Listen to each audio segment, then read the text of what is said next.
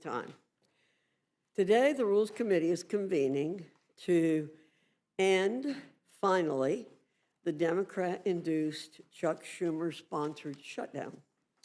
It has been over 40 days since we last sat in this room when Republicans advanced a responsible, nonpartisan, clean CR, and all but one Democrat voted to shut the government down. The amount of wild rhetoric we've heard from Democrats ever since they shut the government down is astounding. They have bent over backwards and contorted themselves to such a degree that they've deluded themselves into believing that they're somehow doing right by the American people. But don't take my word for it. Listen to what Democrats in the Senate who voted to reopen the government are saying about the absurd position that their own party has taken. Senator John Fetterman, it should have never come to this. This was a failure. Senator Catherine Cortez Masto, I've consistently voted against shutting down the government because I know the pain it is causing working families. And Minority Whip Dick Durbin, I cannot accept a strategy which wages political battle at the expense of my neighbor's paycheck or the food for his children. The Democrat government shutdown that has lasted over 40 days did not have to happen. It did not have to be this way. Our work in service to the American people did not have to be interrupted. Service members, Capitol Police, air traffic controllers, and countless others did not have to miss their paychecks. SNAP benefits did not have to lapse unnecessarily. Airports around the nation did not have to scale back their operating statuses and leave millions of travelers in a lurch. The list goes on and on. Now we'll be voting on another iteration of the CR that does not contain any of the hostage demand that Democrats made. So all that bluster and showboarding for over 40 days on their part led to a big fat nothing burger, and they're walking away empty-handed. A big fat nothing burger, guys. Said during a debate on the floor this year, wow, what a victory. I anticipate we'll hear a lot of lecturing and blame cast at Republicans for everything under the sun today. We'll hear a lot of bottled up angst with a lot of exclamation points and raised voices to boot, directed at the president too. They've got a lot to say. We're about to hear it from our colleagues across the aisle today if they're taking ownership of the chaos they've unleashed upon the nation. We won't hear them apologize to the American people for gaslighting them incessantly. Taka on Instagram. Anybody on Instagram, if you guys want to jump on to YouTube, we got more active chat there. He says, why was SNAP benefits cut? Because your Democrats are to blame, bro. They did not want you guys to have a government open. With that, I now yield to the ranking member, Mr. McGovern, for any comments he wishes to make. Well, hello, Madam Chair. Welcome back. Hello, ranking member. Long time no see. I hardly recognize you guys. What's up, Random? It's good to see you back on back in the Capitol building. We've been looking everywhere. What up, State Line? I mean, seriously, we were worried. We actually started handing out missing person posters. Nobody has seen you for 8 weeks. But hey, I'm glad that you're okay. I'm glad that you survived your nice 2-month paid vacation while Democrats stayed in Washington to try to end this shutdown. But here's the deal. Most Americans think that what Republicans did, skipping town in a shutdown, has been one of the most disgraceful, embarrassing, pathetic eras in the modern history of the House of Representatives. For 8 weeks, Speaker Johnson let you all stay home while Americans missed paychecks, skipped meals, and watched their costs explode. Republicans quit their jobs. This dude's blaming Republicans for the shutdown. This is an interesting back and forth, guys. I'm really, it's a good one, dude. So we're going to hear a lot of Democrats and Republicans blame each other openly. So check this out. They disappeared. And they can argue all Random's in a mood. The House did its job. That's why they went home. It's just BS. Damn. The House didn't do its job. If Republicans had done their job, we wouldn't be here right now voting on a different bill than the one that they passed. But instead of working with us on trying to end the shutdown, they all just left. They abandoned their offices, but more importantly, they abandoned the American people. And just so people know, while Republicans sat on their couches waiting for someone to tell them what to do, House Democrats were here. We were here working. We were meeting with regular people, talking with folks about next year's skyrocketing health insurance premiums. I've been back and forth to my district almost every weekend. People showed me the letters that they got on their premiums. They're doubling and they're tripling, not because of Democrats, but because Republicans are failing to act. They extended tax breaks for billionaires in like a nanosecond. That got done. They wasted no time helping out the well-off and the well-connected. But when it came time to help regular people, Villigan in the Instagram chat says, seems like he's a moron. Yes, it does, sir. to extending the healthcare tax credits that 24 million people depend on. This dude is out of touch, but he's one of those Democrats that was trying to keep your government shut down. They didn't just say no, they shut the government down over it.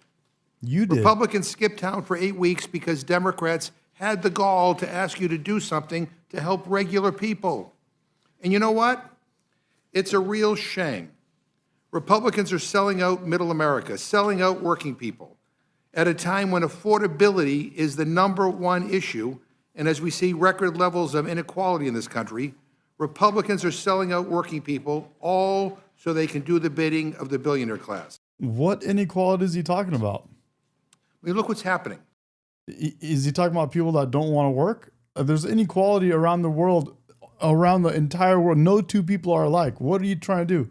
Make every single person equal to each other? Some people want to work hard. Some people don't. Some people want to go to school. Some people don't. Some people want to be surgeons. Some people want to be plumbers. There's all kinds of things going on, bro. What exactly are you talking about?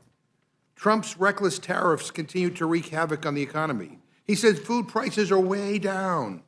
That's coming from a guy who dines on Inflation is way down. Your money is worth a lot more. It goes a lot further, buddy. caviar at Mar-a-Lago. He's never shopped for groceries a day in his life. He doesn't have to pick between plastic or paper. But his tariffs are costing the average American household over $1,200 this year. And next year, it will be $1,600. That's money for groceries, for bills, for rent, taken out of the American. Very pleased to see everyone. Without objection, any prepared statements that our witnesses may have will be included. The result of this political temper tantrum has been the longest government shutdown in the nation's history. For 42 days and counting, Democrats have held the country hostage. Make no mistake, all the pain, all the suffering, and all the difficulty Americans have endured in these past 6 weeks could have and should have been avoided. Instead, the hardship and damage caused by an intentional choice made by Democratic leadership. Minority leaders Hakeem Jeffries and Chuck Schumer led their caucus to shut down the government. And for 42 days, the American people have borne the brunt of that decision and have been mere pawns at partisan hands of the Democrats. At long last, reason has prevailed, and the measure before us will finally Should I go to end purple this hair? pointless shutdown. Should Today's we go to bill purple hair? will not only reopen the government. Thank you, Chairwoman Fox, Ranking Member McGovern, members of the committee. I really appreciate the opportunity to testify today. I'm so glad to be here alongside my fellow appropriator, Chairman Cole, whose partnership I appreciate it.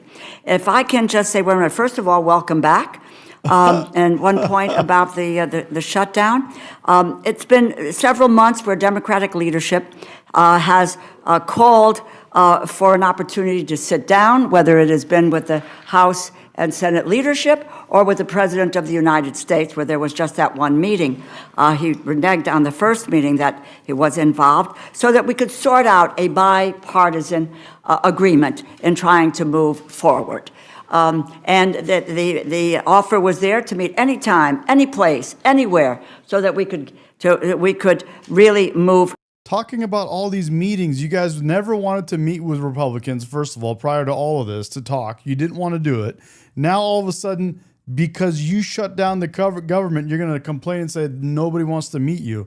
You're the ones that had to vote to open the government. It's not about meeting and talking. We already had this, let's meet and talk. You didn't want to do it. Now it's about voting. You didn't want to vote to open the government.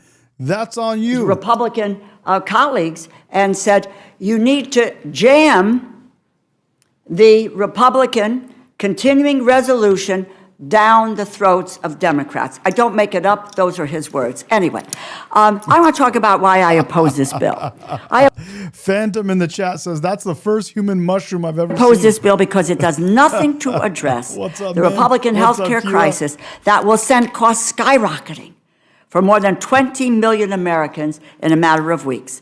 No, nothing has changed since yesterday's Senate vote. Healthcare costs are still poised to double or even triple for some folks practically overnight. It's your Democrat Obamacare medical care, bro. What are you talking about? Worsening the cost of living crisis manufactured by President Trump.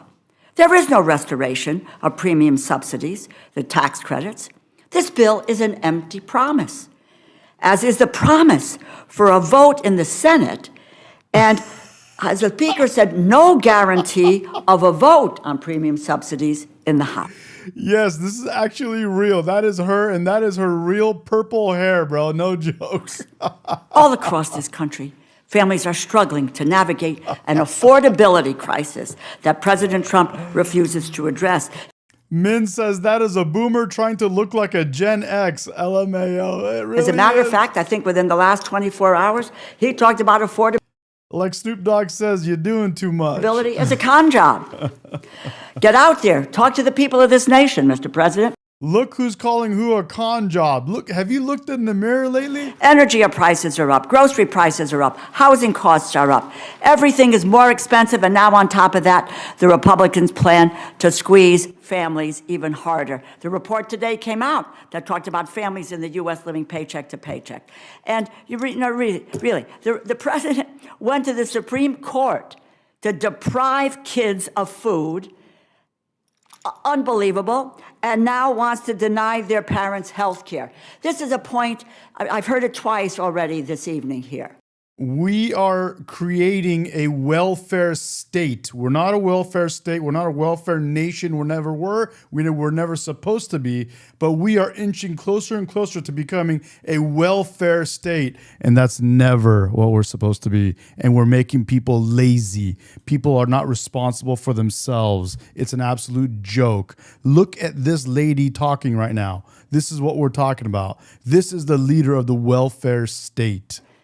That whether or not the government was open or shut, there was $6 billion.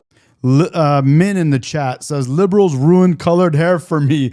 Love having bright navy blue in my black hair. They also ruined the rainbow. They hijacked the rainbow. I grew up as a kid loving the rainbow was cool. And I'm not trans or gay or nothing. I just like the rainbow. I was a kid like everybody else.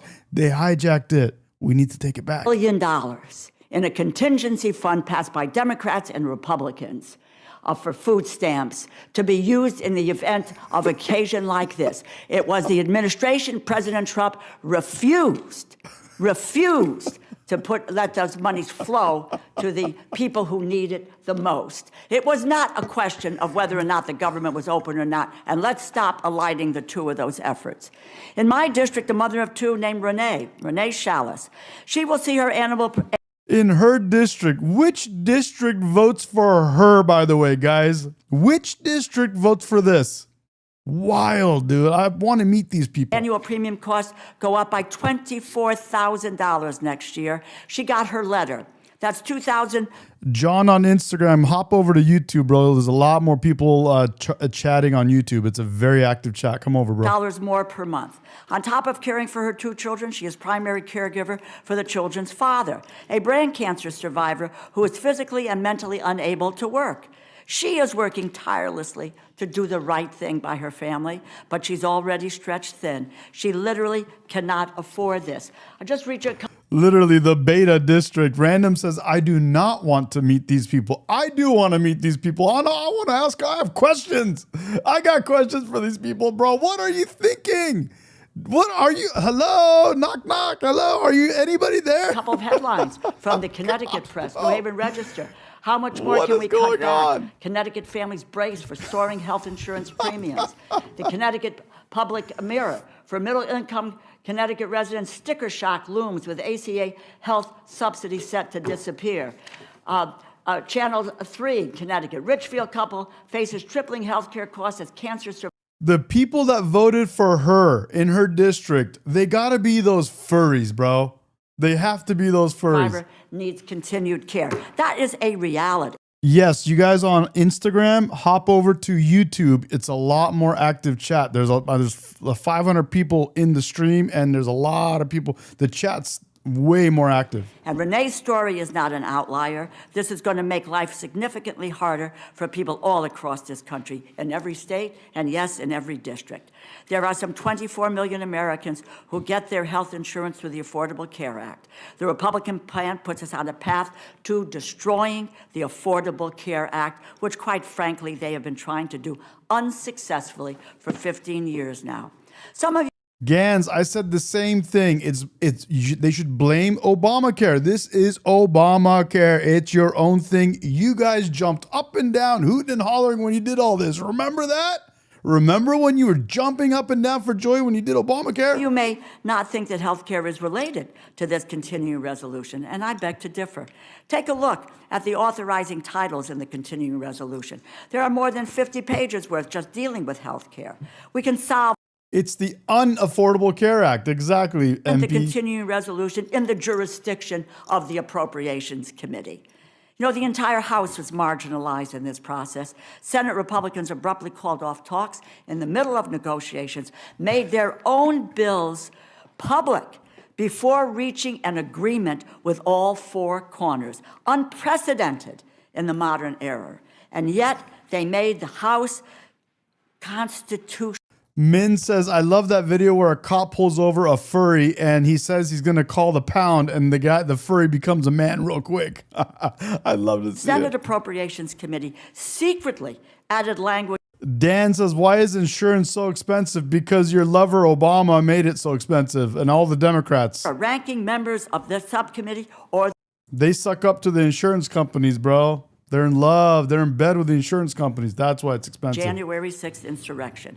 And regardless of anyone's opinion on what happened on January 6th, it should be unacceptable to every member of the House that the Senate can secretly add language to a bill without even notifying us. State Line says she's wearing multiple different mood rings, all with different mood colors. How does she know what mood she's in, bro? They're all different colors. Much as $1 million payout each, while excluding, they I'm sweating. I need to excluded turn a the AC provision up, dude. to hang a plaque honoring the police officers who put their lives on the line to defend our democracy from that same insurrection. The Military Construction Division excludes $51.7 billion, which was in the House bill, for advanced funding for the Toxic Exposure Fund for 2027. This is a fund that helps victims, I'll wrap up, and victims of burn pits and Agent Orange get the care they deserve. In our markup in the summer, and the chair... The Republicans are about to reply to her. That's why this is a good one to watch. This is great, dude. Just listen to what they say to each other. They go off on each other. Cole will remember this. Ranking Member Wasserman Schultz, Chair Carter negotiated a compromise to include this funding. The Senate took it out before abandoning negotiations altogether. Simply wrong. We have provided advanced funding for the medical care for veterans for the last 15 years. It's Veterans Day today, and this bill doesn't even meet the funding level that President Trump and OMB Director Vogt restored. Reason why we're here, I have one last point to make. Chairman Cole and I, is because the power of the purse belongs to the Congress. This package fails to protect that authority. Democrats fought to prevent President Trump and OMB Director from stealing from our communities. The reason she is here is because us Americans somehow fumbled it majorly, and somewhere in some district, They voted for her. That's why she's here. Some furries in some random district in the middle of nowhere voted for her. Let me find out where she's from, bro. Hold on. Rescinded with a party line vote, not after trust has forgot. I been broken used to know. in this process. The main reason I oppose this bill is because it does not address the health care crisis that President Trump created, serious concerns with appropriations divisions. I encourage my colleagues to oppose this measure, and I thank you, and I yield back. Connecticut, bro. Come on now. Rosa DeLauro from Connecticut. Thank you, Ranking Member DeLauro. Chairman Cole, with respect to the agencies that would operate under a CR, this bill keeps the government running at the same level it's been at since early 2024. Is that correct? That's correct. And it was President Biden. Let's hear this who right here. initially This is interesting signed right these here. funding. Here we go. And I'll Here just they be are. honest By the way, with this you, is what it Cole, looks like. If you're wondering, they're all sitting right here. Okay, around this table, around this bench or whatever, and all this stuff. So here we go. Watch this. people that work for Listen the to federal this. government, Robbins Air Force Base, Moody Air Force Base, USDA, I could go down the list. And I was very excited about coming back to Washington, D.C. to vote to open the government back up. And then when I saw what the Senate did last night, I'll be honest, I had a hard night. And I've been struggling with what the right vote is because of what the Senate did. And I want to just tell you, because I want the American. Right here. Hold on. This dude right here. Yes. This just went So down, by the way, guys. it They says literally just each did this. violation, and so the violation isn't just each telephone, it's each time it's requested. So it could multiply much higher than that, because it's by That is my read as violation. well. That is Yeah. my read as well. Yeah, we agree on that. Madam Chair? Madam Chair? I just want to state for the record, it's another reason why the House and the Senate should be in session during a shutdown. Maybe this could have been avoided. Thank you, Mr. McGovern. Thank you, Mr. Scott. Mr. Griffith, you're recognized. Thank you, Madam Chair. I, too, am very concerned about those sections. I will tell you, I've already made the decision that I will vote for this bill and not vote for any amendments because the shutdown needs to end. It's been going on too long. Too many of my people are hurting, and we got to get it done. There's some other issues in here. Listen to this Not guy. as egregious, but at least it was done in the light of day with a vote. But the hemp issues, that was a fight between gentlemen in the Senate from Kentucky, both of them fighting each other.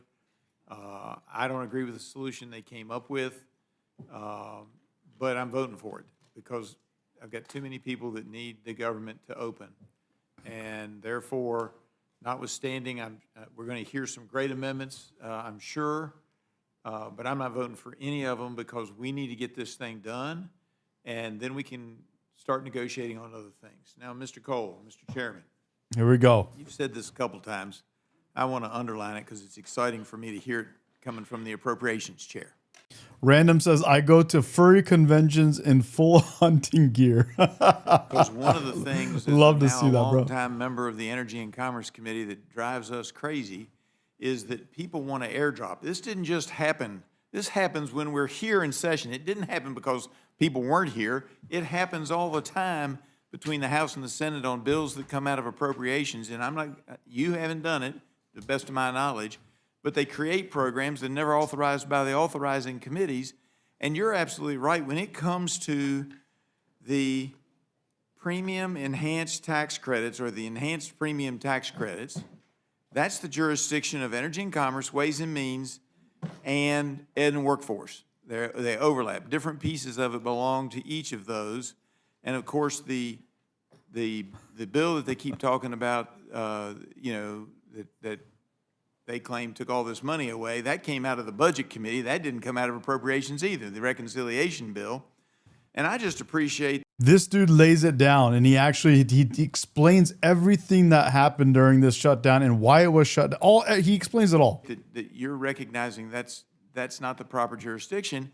And before we had the shutdown, I wrote a whole column on how we could reach some kind of an agreement on a glide path But I also pointed out in several, and I've had several columns where I've talked about this, I do a weekly column, that we have 20% on the enhanced premium tax credits, we have what is pretty darn clear, 20% shadow enrollees. Now, if you will bear with me, Mr. Chairman, tell me if you disagree with this. What we see is normally in an insurance plan, you have 15% of the enrollees don't use their insurance in a given year. That's been for decades, and some years it may go up 0.2 or down 0.2, but it ran around that 15%. With the enhanced premium tax credits, we see 35% not using it. Did you guys hear that? 20% more. So typically there's 15% of people that are enrolled don't use their benefits of their medical insurance. He says with the subsidies that the government pays for with your dollars, with our tax dollars, that number is 35%. 35% of people enrolled don't use it, which you and we're all paying for that. And here's what I believe is happening, and I think most experts agree with this. You tell me if you have any disagreement. Jump in, Mr. Chairman, and tell me if you disagree. What happened, because it was an emergency piece of legislation during COVID, because they wanted to help people that were having a hard time, they didn't put in all the checks and balances. So you don't have to re-enroll. It's an automatic re-enrollment because it was only going to be a 5-year program. And what could happen, and the theory I use and the example, the hypothetical I always use is, if you live in North Florida and you happen to go to a grocery store or a mall and you get enrolled, and then 6 months, 8 months, 9 months later, you move to South Georgia and you go to the mall or the grocery store and you get enrolled, most citizens of the United States would think, well, I'm enrolled now in Georgia, so they've canceled my program in Florida. But that's not happening with the enhanced premium tax credits. And my frustration with this You guys are having a good time with this furry conversation. State Line says, does your husband call you deer? It's a D-E-E-R, bro, double E. Min says, what furry would I be? I would probably be a silver fox. argument for the last 40 days has been, open up the government and we can figure this out, because as the Health Subcommittee Chair on Energy and Commerce, I don't want us to continue to waste 20% of our money that we're spending. It's billions of dollars. I don't want to continue to waste 20% of that money that doesn't go to help a single enrollee. It goes to the insurance companies, and they're getting the money. They don't know whether the people really exist or not either, because there's no way to check, and it keeps rolling on. This guy did his homework, guys, and he has receipts. He brought the receipts, bro. He did his homework. Listen to this guy cook. If we do And bro, by the way, we're almost at 10K followers, bro. Holy cow. Thank you for subscribing, guys. Love you guys. Thank you. 3-year extension without some way to check, or a 1-year extension, which our colleagues on the other side of the aisle have recommended to us, either a 1-year or a 3-year extension, we're going to continue that 20% waste. We're going to waste the taxpayer dollars. That doesn't mean I don't want to help people who are trying to struggle. And even for some of those, Kaiser Family Foundation estimates that 10% of the people are receiving these benefits are over the 400% poverty level, which means they're making $106,000 a year. And maybe in some of the rich districts in the country, that doesn't seem like much money. In my district, where the average household income is just over $50,000, we haven't quite reached 51 yet. That means they're making pretty good money, and yet we're not even looking at doing that. Now, I'm not saying we take that away 100% the first year. We've got to take a look at that. That's what needs to be negotiated. But that was never part of your bill. That was in my jurisdiction. Isn't that correct?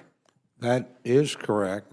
And to the gentleman's point, just go back, a totally separate bill, but you'll remember toward the end of last year, we were working hard.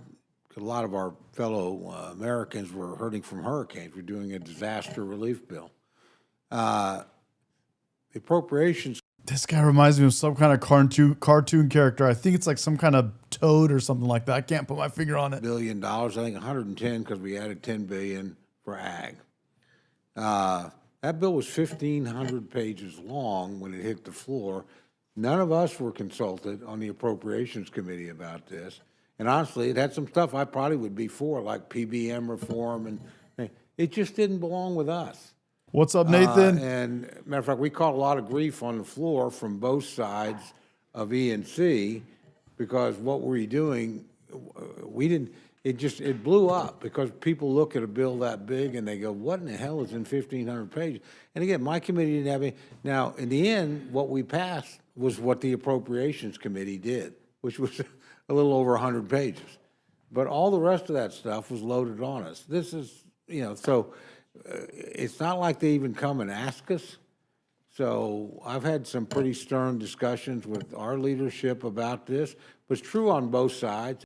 Guys, thank you for subscribing. I'm seeing the number jump, dude. Thank you so much. We're about to hit 10K. I don't know if we can hit it on this stream together, but I don't know. We have a Help shot. us out on E&C or Ways and Means or anyplace else. Don't We give us do any our work. ideas, Mr. Chairman. Yeah, so believe me. So I agree with gentlemen. Random says everyone subscribe so we can stop vertical streaming. I know. When we get up to 10K or more, I'm gonna start doing horizontal streaming, guys. So let's go, let's go. There's 850 people in the stream. Let's go. And if We it's could hit it. bipartisan, like PBM reform, I guess was, from everything I heard, then why couldn't it trot out there on its own? Why did it have to be part of ours and confuse everybody about what we had in the bill that we'd had no hearings, no jurisdiction on, or anything? So that's an institution, I just see Random pulling his hair out, bro. Jeez. both sides of the Hang in aisle. there, Random. It's something that we're trying to stay away from. And Well, and I appreciate you working on that because, as you know, and it's part of why my colleague, Mr. Scott, is frustrated with the way this place works because we have rules and then we don't follow those rules. And if we follow the rules, I don't think we'd be in this spot because my colleagues on the other side of the aisle are correct. We've dumped all kinds of things before. Mr. Magoo, bro. I think that's it. Right. And in this case, you gave us a bill that dealt with appropriations, kept us open for 7 or 8 weeks, and I submit to you, Mr. Chairman, I think at least on the part that was, I don't know about the part with Ways and Means and Ed and Workforce, but the part that was in Energy and Commerce, I think we could have hammered something out. But the number one concern that I have about just doing this blanket and claiming, oh, we're saving health care, is the 20% that's going to the insurance companies. It's not a question of, which side of the aisle you're on. We're giving 20% of the money that we're spending on the enhanced premium tax credits directly to the bottom line of insurance companies because they don't know whether it's Joe Smith or Jane Doe or somebody else, but they know pretty much based on statistics over decades that there are 20% shadow enrollees, and if we don't fix that waste, we are not doing a service for the American people. We are not keeping track of the dollars, and it's a shame that it got wrapped up into this. It was fake from the beginning, in my opinion. We could have worked on it. We could have passed the CR. And while some people say it wasn't clean, and technically it had some other stuff in it, but none of it was stuff the Democrats opposed. Telemedicine, federal qualified health centers. I mean, there was some good stuff in there that belonged in an appropriations-style bill. And it's all in here, is it not, Mr. Chairman? All of that stuff we had in the original CR is still in here. pretty much, yeah. Yeah, I mean, as far as those programs are concerned. And yet, because some folks wanted to make it all about health insurance, which was not what this bill was about, was it? No, sir. And didn't actually want to deal with resolving the issue. Damn, bro. He's telling them, dog. He's telling them what exactly went down. In a responsible legislative manner, working through the proper committees. We've been shut down for 40 days, and that then ties my hands tonight.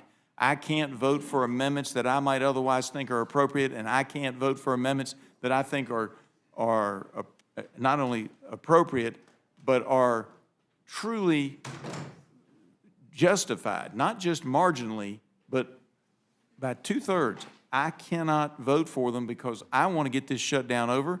There are too many things being impacted in my district, and I'm sure in other districts too. I can only speak to my district, but having one of the most economically challenged districts in the country, I heard somebody say something about suffering. just going to tell you, I looked it up, and that individual said we had to have a little suffering. They're like 29th. I'm 409th out of 435 on household income. I got enough suffering without the federal government adding to it. So I will be voting no on all the amendments, and yes to get this thing across the finish line. But the gentleman yield I will 1 yield- second. I will yield to. One second, which is this. You made a stat. I want to make sure everybody understands. You talked about the 15%, a number that you said was an historic number It's over the decades. It's roughly. as it relates to enrollees who don't file a claim, right? That's So you're correct. about 15%. That is for private plans, but that was also the number, give or take a percentage point, for Obamacare plans prior to the COVID subsidies, when they then bumped from 15 to now 35 to 40%. Is that correct? That is my understanding, and the other thing that Correct. drives me crazy, I would say to the gentleman, is that everybody talks about these subsidies, and a lot of my folks are afraid that their basic Obamacare or ACA subsidies going away. That was never threatened. That was never in question. The only thing that's in question is the emergency program that was put in for a 5-year period that is the enhanced premium tax credit, not your basic ACA subsidies, the enhanced premium tax credit. With that, Madam Chair, I yield back. He just laid it out. The enhanced premium tax credit. Dude, that tax credit is making, dude, it's a ton of waste. Forget about the fact that it's giving, forget about the subsidies going to people making over 250K or whatever that number is. It's a ton of waste with people not using actual medical care that the government is paying with your tax dollars. Thank you. Mr. Jack, you're recognized. Bro, we could actually hit 10,000 followers on this stream. This panel and the amendment panel, I recognize that I will be brief, but I will say just from the outset, first I want to commend my colleagues' comments, and I want to commend the chairman's testimony. I also want to note, and I'm proud that Congressman Langworthy noted that it is Veterans Day, and I want to note from the outset we have 79 veterans serving in the House, Republicans and Democrats, some of whom are in the room. We thank you for your service, and we thank the millions of Americans who served in our uniform for your service on this important day. Yes, thank you guys. Thank you all for your service. I know we talked about it this morning, but happy Veterans Day, State Line, and everyone else in the stream. Everyone, Hans, thank you for your service, boys. And closing, And if girls. you could just tie everything together from this hearing. The vote tomorrow, it's a binary choice to open the government or to prolong the shutdown. And we've talked a lot about what this bill actually does, and we've heard the other side comments on what they think it does. I want to give you a chance to close out and remind everybody what this bill principally does tomorrow. Well, thank you very much for the question, and I appreciate the attitude. And honestly, I won't say tonight's hearing made me miss the Rules Committee, but it does remind me how grateful I am to all of you on both sides of the aisle for what you do here. And I mean, that's true. Look, I think it is a pretty simple choice. Tomorrow, there are parts of every bill that I don't like. If I got to write everything, then I'd love everything in it. And if I didn't have to get things through the Senate, I'd probably. But basically, this is about reopening the government. You know, we got 3 bills that we broadly agree on. We don't agree on every single thing in them. There's certainly some things, but they were negotiated out mostly by the subcommittee chairs and ranking members. There were relatively few issues that went up to us. They're all either flat spending or slightly reduced. Those are 3 good bills, and in those 3 areas, they'll protect us from disruption of service for SNAP and WIC. They'll take care of our military construction. They'll make sure that the Capitol Hill Police and our staffs and people get paid through September 30th. So that's actually a good start on the appropriations process. The CR buys us. I told you, man, a toad. He reminds me of some kind of toad, like a big, big toad. Back the time. I think there's some cartoon character that maybe reminds me of him or something. I can't put my finger on A it. little bit more that I would argue we've wasted in the last several weeks. Gives us to January 30th. We'll try and negotiate another package of bills, maybe 2 or 3 more. I mean, that's something the 4 corners have to get together and decide.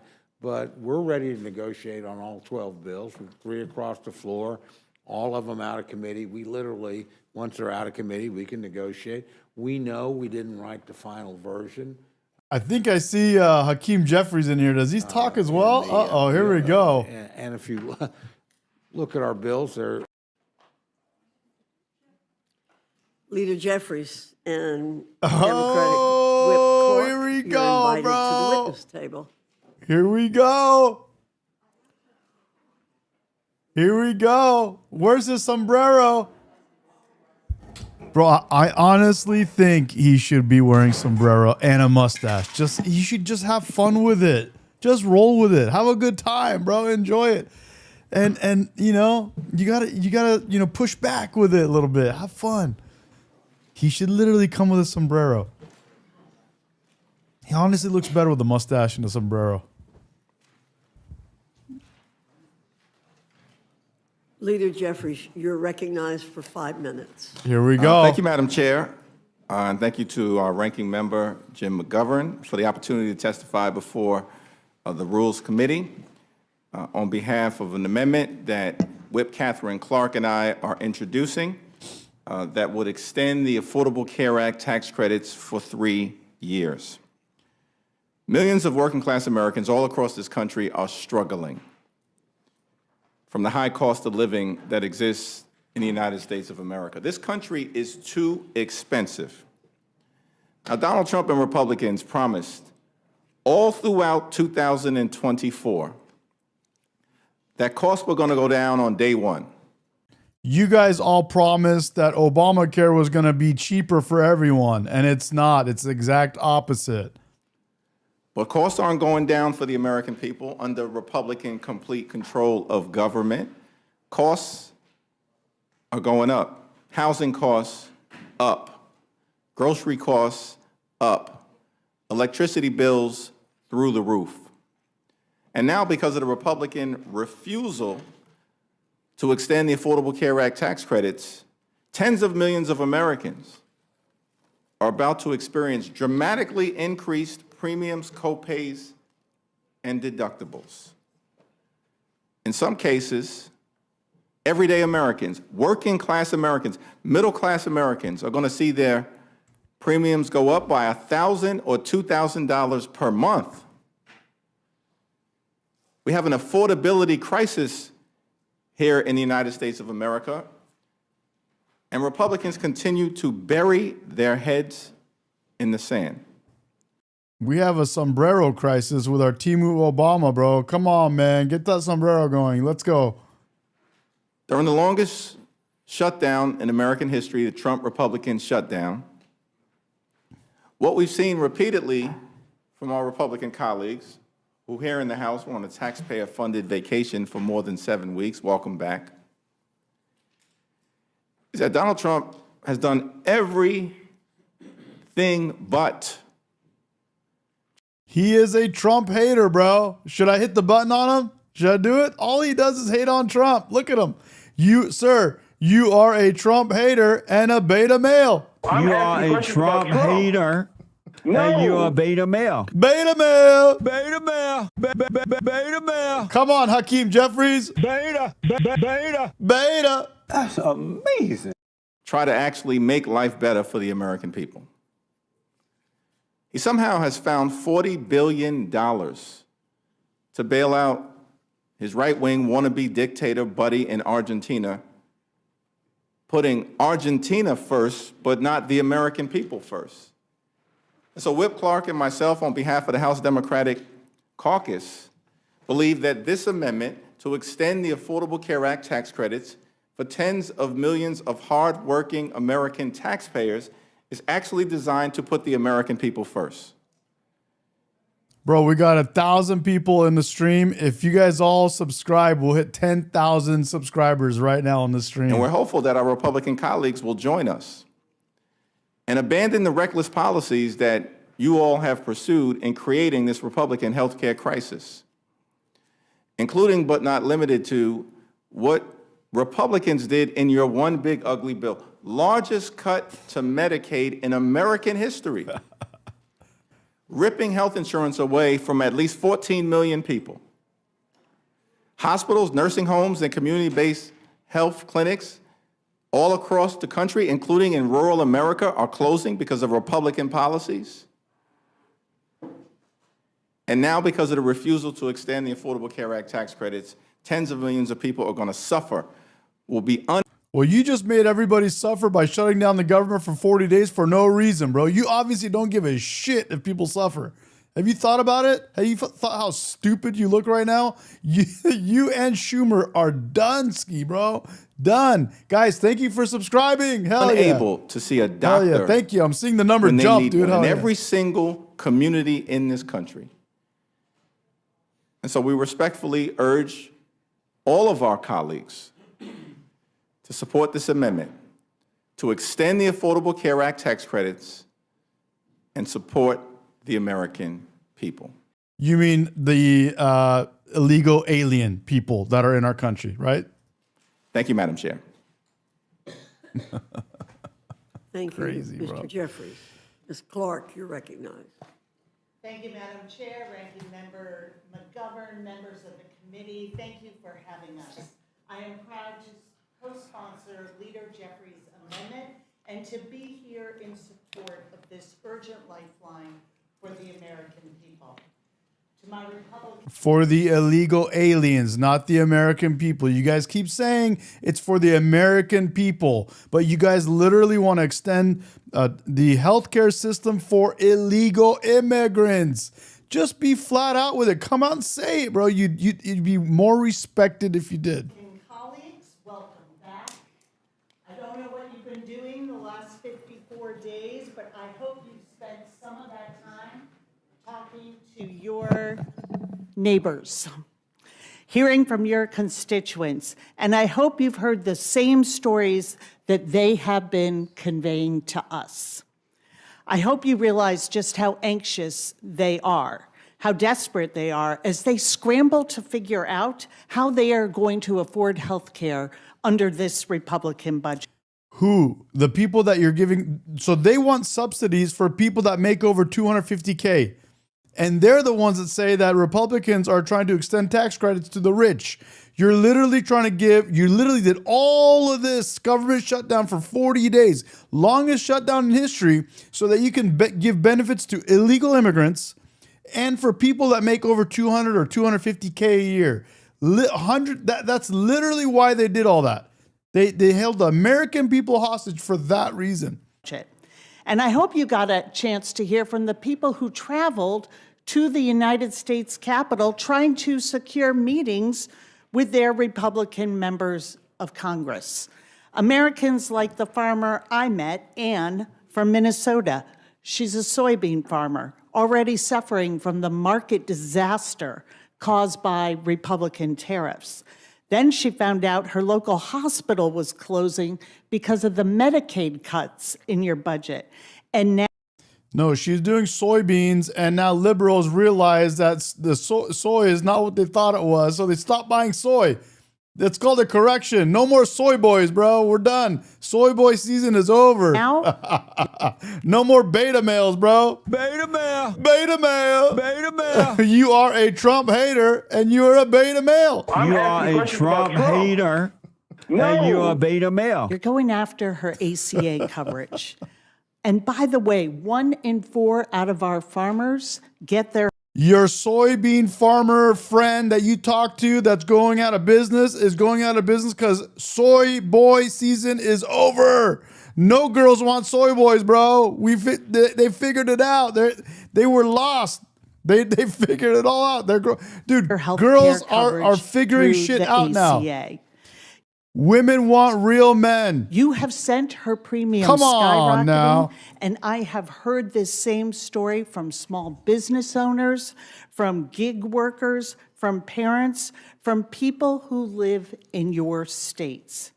So what are we doing here today? You've already voted to dismantle Medicaid, the largest healthcare program in America, a program that covers We need to dismantle a lot more. We need to get rid of the FDA completely. We need to get rid of Department of Education. We need to get rid of a lot of stuff, garbage.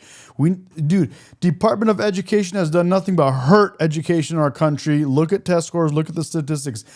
A lot of different departments in our country need to be gone. We do much better without the government controlling it, without the government. We do much better with private companies running shit, not the government, where they compete with each other for our business. We pick the ones that are the cheapest, the highest quality, that hire the best people, that take care of the people that they hire. That's how we progress, not with the government doing what the government wants with the government money that they take from the taxpayers, and they don't care to improve and innovate. And they don't care about hiring. They don't care about nothing. They hire losers that sit there, do nothing. Nobody cares about doing better in their jobs. They just want to sit there, get a pension, and just rape the American people. 40% of all births in this country, 40% of children in this country, 40% of disabled people in this country. But you couldn't leave it there. Now you're going after the millions of families who get their coverage under the Affordable I'm trying, Candy. I got to take a breath. Care Act. And let's be clear about what that actually Hans just spelled out a few things for you clowns in the chat. Emergency Medicaid funding goes mostly to illegals. means, specifically to your own constituents. Let's take a couple making $88,000 a year. In each of your districts, that couple currently And Gans is right too. He says with Obamacare he pays triple. Dude, I can't. Dude, the amount of our medical insurance is absolutely crazy right now. There's no reason we should all be paying this much. pays for Silver Plan $623 a month. It is by no means cheap. Yeah, that's your Democrat Obamacare medical insurance that you guys were jumping up and down for. But here's what that couple will pay in 2026 if you vote yes on this budget. In Pendleton, New York, this couple will go from paying $600. Candy says it too. As a retired nurse, I've seen where emergency care goes, and it's all illegals. And $23 to $1,160 per month. In Tifton, Georgia, they will pay $2,134 a month. In Greensboro, North Carolina, they will pay $2,300. In Rock Hill, South Carolina, they will pay $2,600. And in Fredericksburg, Texas, this middle-class couple will pay $3,000. And friends can't vote for any amendments because somehow that will mean that the government shutdown will be prolonged. The Senate basically took a day and a half for them to do what they did. If we were to pass make any amendments in order in the Rules Committee, like getting rid of that slush fund for certain senators, the Senate Majority Leader Thune could call them back tonight. They say, be ready to vote tomorrow night. They could take care of that right away. So that's number one. Phantom Shaman just said, and he says, who pays for hospital costs, medical bills for those people that can't afford insurance and don't have the money? The government. ACA. One. He says, use some common sense. My friends keep on talking about a democratic shutdown. I want any. Phantom, problem is, bro, common sense is not so common. These liberals, bro, they literally want socialism, and they don't even know what it is. They think socialism is something to do with like social hour or like social media. They don't even know what they're asking for, bro. They transition, they change genders from woke to socialism. They've lost it, bro. If anyone's watching here, I want to make this very, very clear. And I'm going to make it clear to my Republican friends, you control everything. You control the White House, you control the House, you control the Senate. So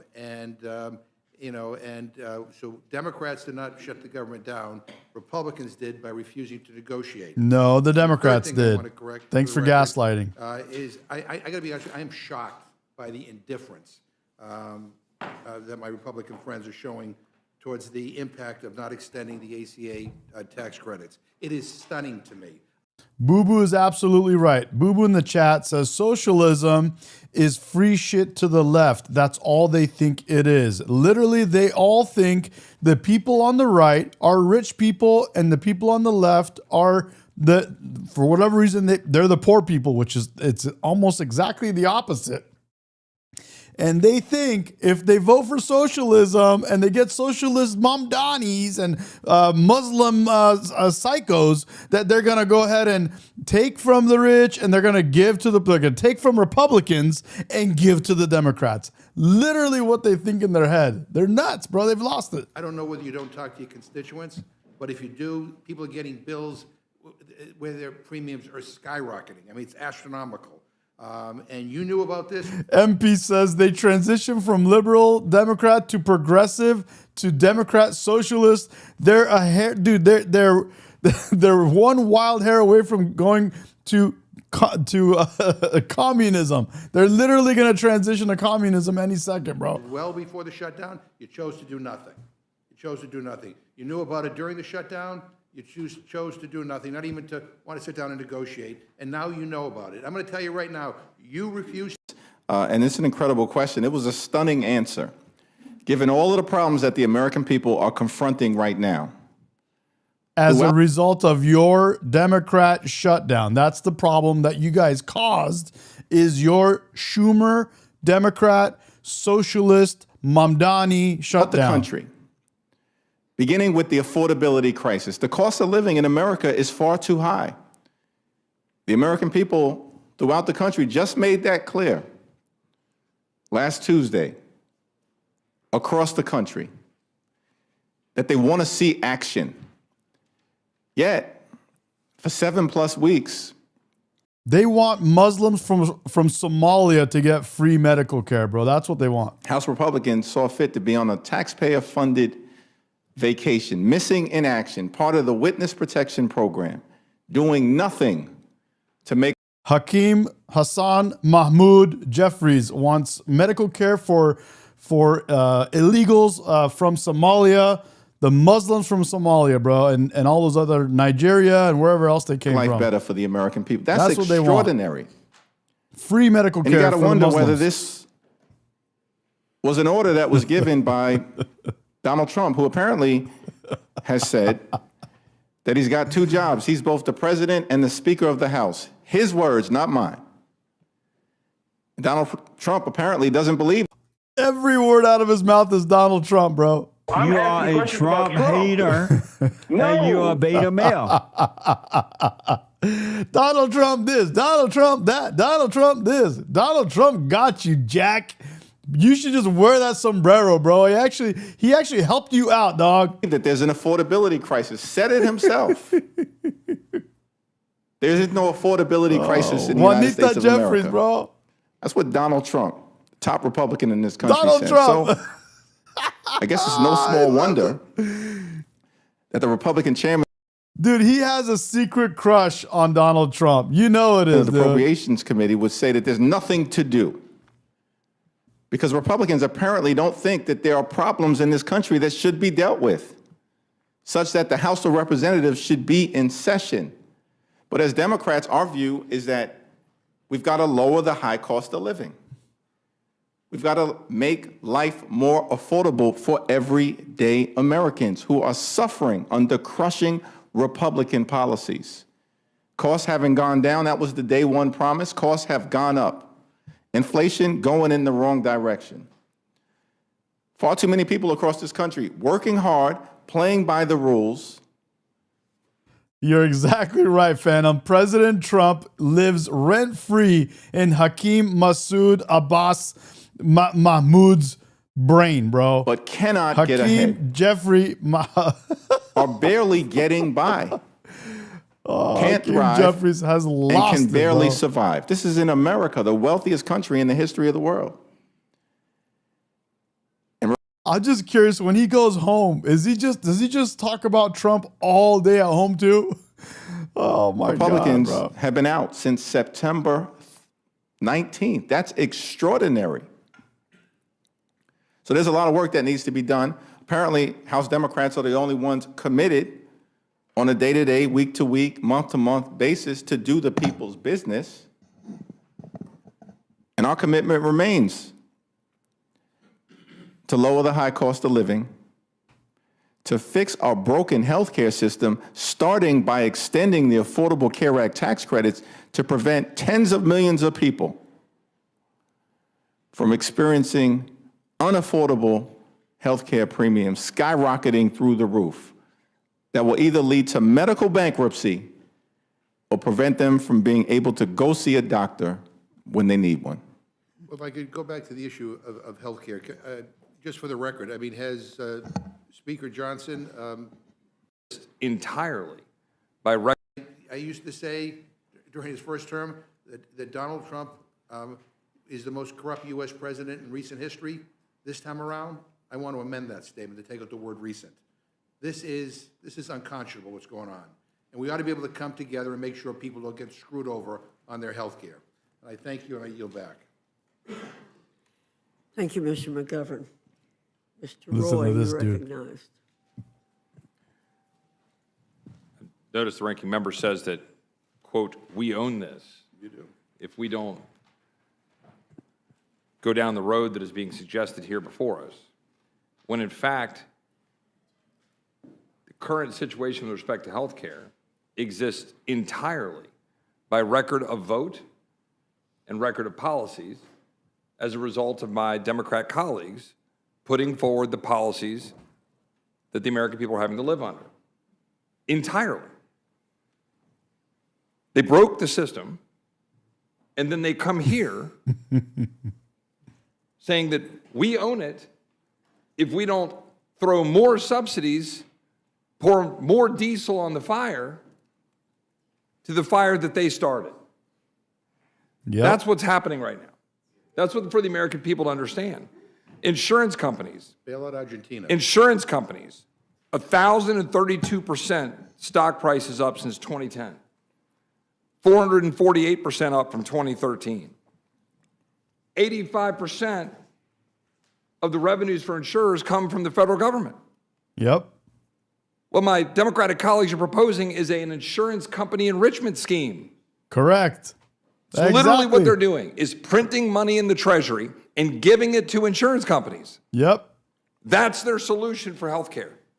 Enriching insurance companies that are the very people that are telling the American people which care they can get and not get. Exactly, bro. 80% of the revenue of these insurance companies is coming from our government. There's no. And we're still charged astronomical rates. Where is all this money coming from, bro? From us, the taxpayers. Imagine how high your premiums are. And now think about we are paying all this of our own money.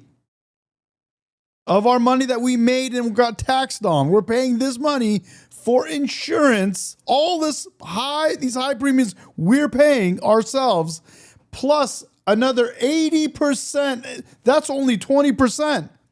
The other 80% is paid by the government. All that money we're paying is only 20% of the revenue of the insurance companies. Think about that. All of us Americans make money, get taxed, take what's left, pay for insurance. That pays for 20% of the revenue of these insurance companies. Another 80% comes from the government. That's insane. No chance for an American. Listen to this. 1,032% stock prices up since 2010. 448% up from 2013. 85% of the revenues for insurers come from the federal government. What my Democratic colleagues are proposing is an insurance company enrichment scheme. It's literally what they're doing, is printing money in the Treasury and giving it to insurance I'm going to make a reel out of this, dude. This is insane. companies. That's their solution for healthcare. Enriching insurance companies that are the very people that are telling the American people which care they can get and not get. There's no chance for an American to go to the doctor of his or her choice. There's no chance for them to go get care. There was no chance for my constituent who lives near Fredericksburg, Texas, to go to MD Anderson to get care because she's on Obamacare, which can't go to MD Anderson.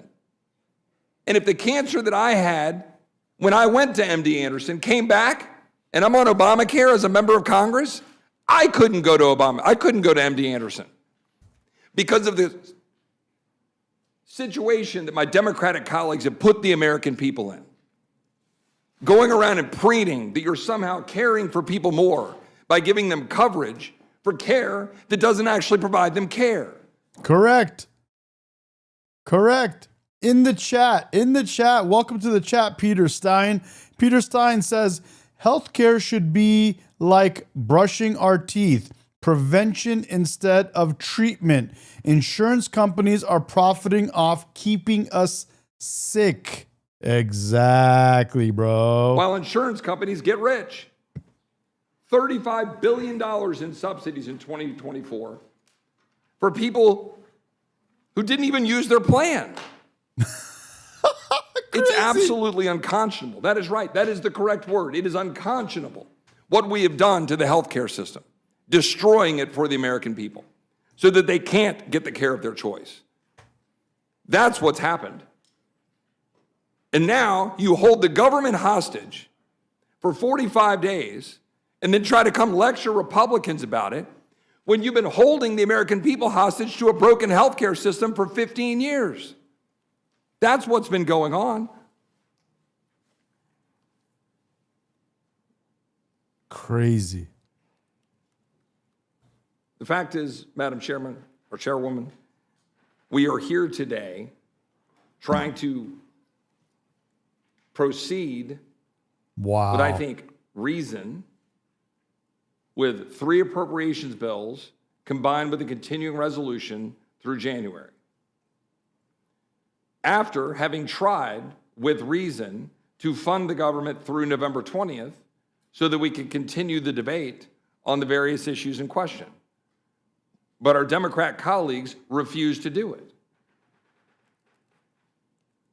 And so now we've got the opportunity in front of us to extend, fund government at current levels, roughly flat, trying to stave off the inflation that is the direct consequence of the massive amount of government funding that has been going on by both sides of the aisle, but heavily being promoted from my colleagues here on the other side of the aisle, who want us to throw another $1.5 trillion at it.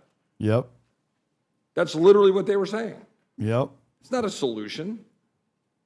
That's Absolute just printing joke. more money while trying to go run campaign ads while you shut the government down for very clearly and obviously political purposes. Yep.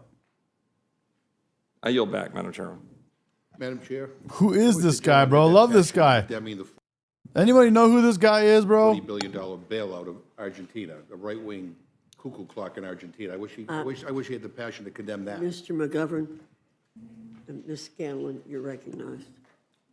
Thank you. Go down the road that is being suggested here before us, when in fact, Chip Roy. Okay. the current situation with respect to health care exists. I gotta trigger you guys with more what's it called? The kind of coverage, We can have, feel free to. provide the kind of coverage. You guys want to be triggered with more Hakeem Hussein Mahmoud Jeffries? For Americans, affordable coverage. Chip that the Roy. Affordable Care Act did. You know, it's very interesting that my colleague from Texas wanted to sit there and lecture both Catherine Clark and I, but couldn't see fit to ask us a single question, engage in a debate. He is from Texas. Where y'all been, bro? Chip Roy's from Texas. And he's not your bro, guy. You've been out for 7 weeks. You don't have the time to have a back and forth? Nathan says, palate cleanser, please. Palate cleanser. Bro, what do you want? Caitlin? Carolyn? Paulina Luna? Nah. Mary Margaret Olahan, bro. Damn. There's your palate cleanser. We hear you rant for a few minutes, basically threaten to repeal the Affordable Care Act, and then don't want to defend that position? What's with that smirk on his face, bro? What are you laughing at? You shut the government down for 40 days, now you want to sit here and smile at us? You should feel free to defend that position. You've done it 70 times. And if you think that's on the right side of the American people, then fine. That's your plan. Repeal and displace tens of millions of people. That's the Republican plan. And what I don't understand is why my colleague cut There's a lot you don't understand, bro. There's a lot you don't understand. Who is it? Candy said, palate cleanser for the women. Here you go. Pete Hegseth, Josh, Barron Trump, RFK. There's your palate cleansers. I'm sitting right here. Catherine Clark is right here. Right here. Right here. Bro, you literally shut the government down for 40 longest shutdown in the history of our country. And you have the audacity to sit here and smirk at us, bro, and lie to the American people because you wanted to give benefits to illegal aliens. Schmuck. Put your sombrero on and just go and just be honest with everyone. Madam Chair, we can have a back and forth as opposed to just being lectured to by our Republican colleagues. But I thank the distinguished gentlelady from the Commonwealth of Pennsylvania, who, by the way, another decisive win for the American people in Pennsylvania. Last Tuesday, it was extraordinary rebuke of the extremism that we've seen from our Republican colleagues and the absence of any plan to make life better for everyday Americans. The audacity of Democrats to talk about an absence of a plan. The people that have not had a single plan for the last 10 years. Think of one Democrat plan in the last 10 years. I appreciate that, and I appreciate your prior. The whole reason they lost this election to Trump is because they had no actual plan. The only thing they actually thought of was something they copied from Trump.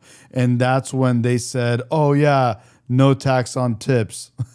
Remarks regarding what we could have been doing in the House over the last few months. I mean, the Senate's taken some votes on tariffs. Damn, Dan agrees with me.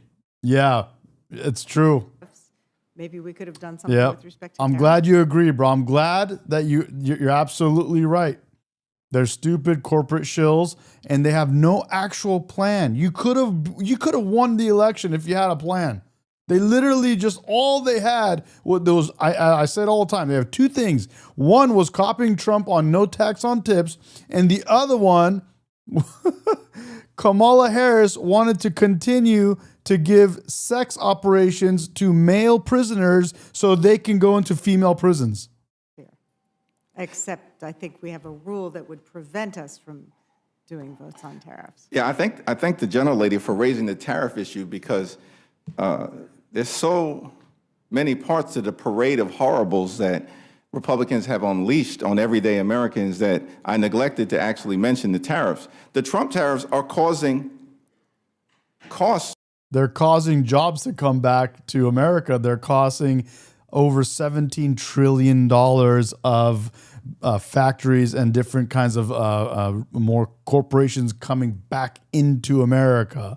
And we can start going down the list from Apple to, Toyota, was Honda now, and all of these companies, bro. It's insane. They're building factories as we speak, bro. NVIDIA, bro. We're gonna be the leader in AI. The lead, bro. On everyday Americans to increase by thousands of dollars per year.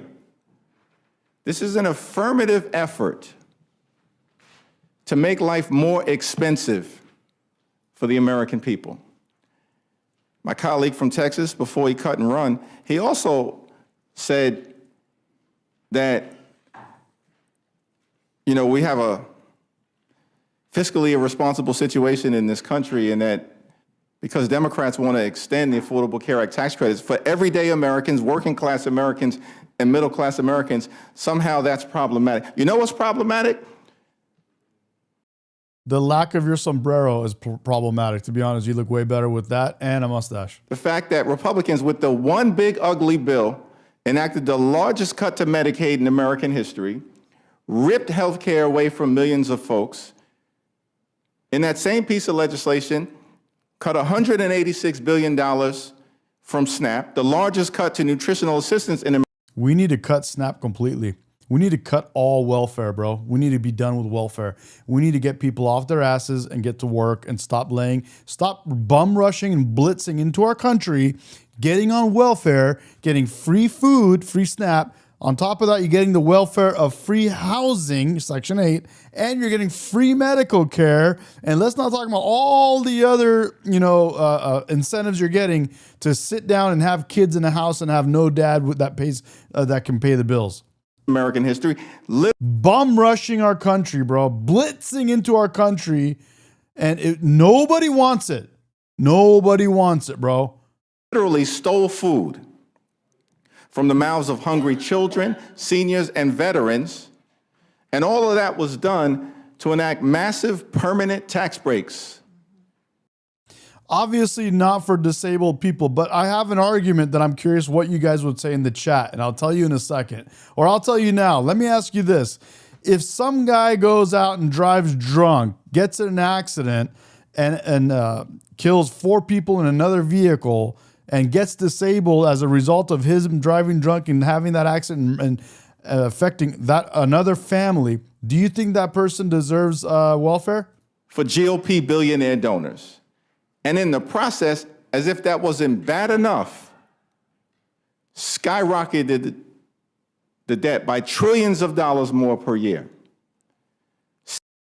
I'm down with people that are born with disabilities, have problems, all that kind of stuff. But I'm also down for other stuff too. But this is a gray area. Curious what you guys think about that situation. Self-inflicted, doing something you shouldn't be doing, affecting other people's lives. Do you deserve welfare?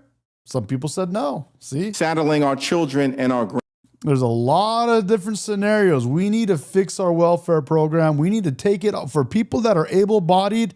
Get off your ass, go get a job, and learn some responsibility and show your children what it's like to have responsibility. Raise children in households that are responsible. Tired of this generational welfare bullshit that we run in this country, bro. Grandchildren. And making it more complicated for them to experience the American dream in their future. So we are not going to be lectured by anyone on the other side of the aisle about fiscal responsibility when the bill.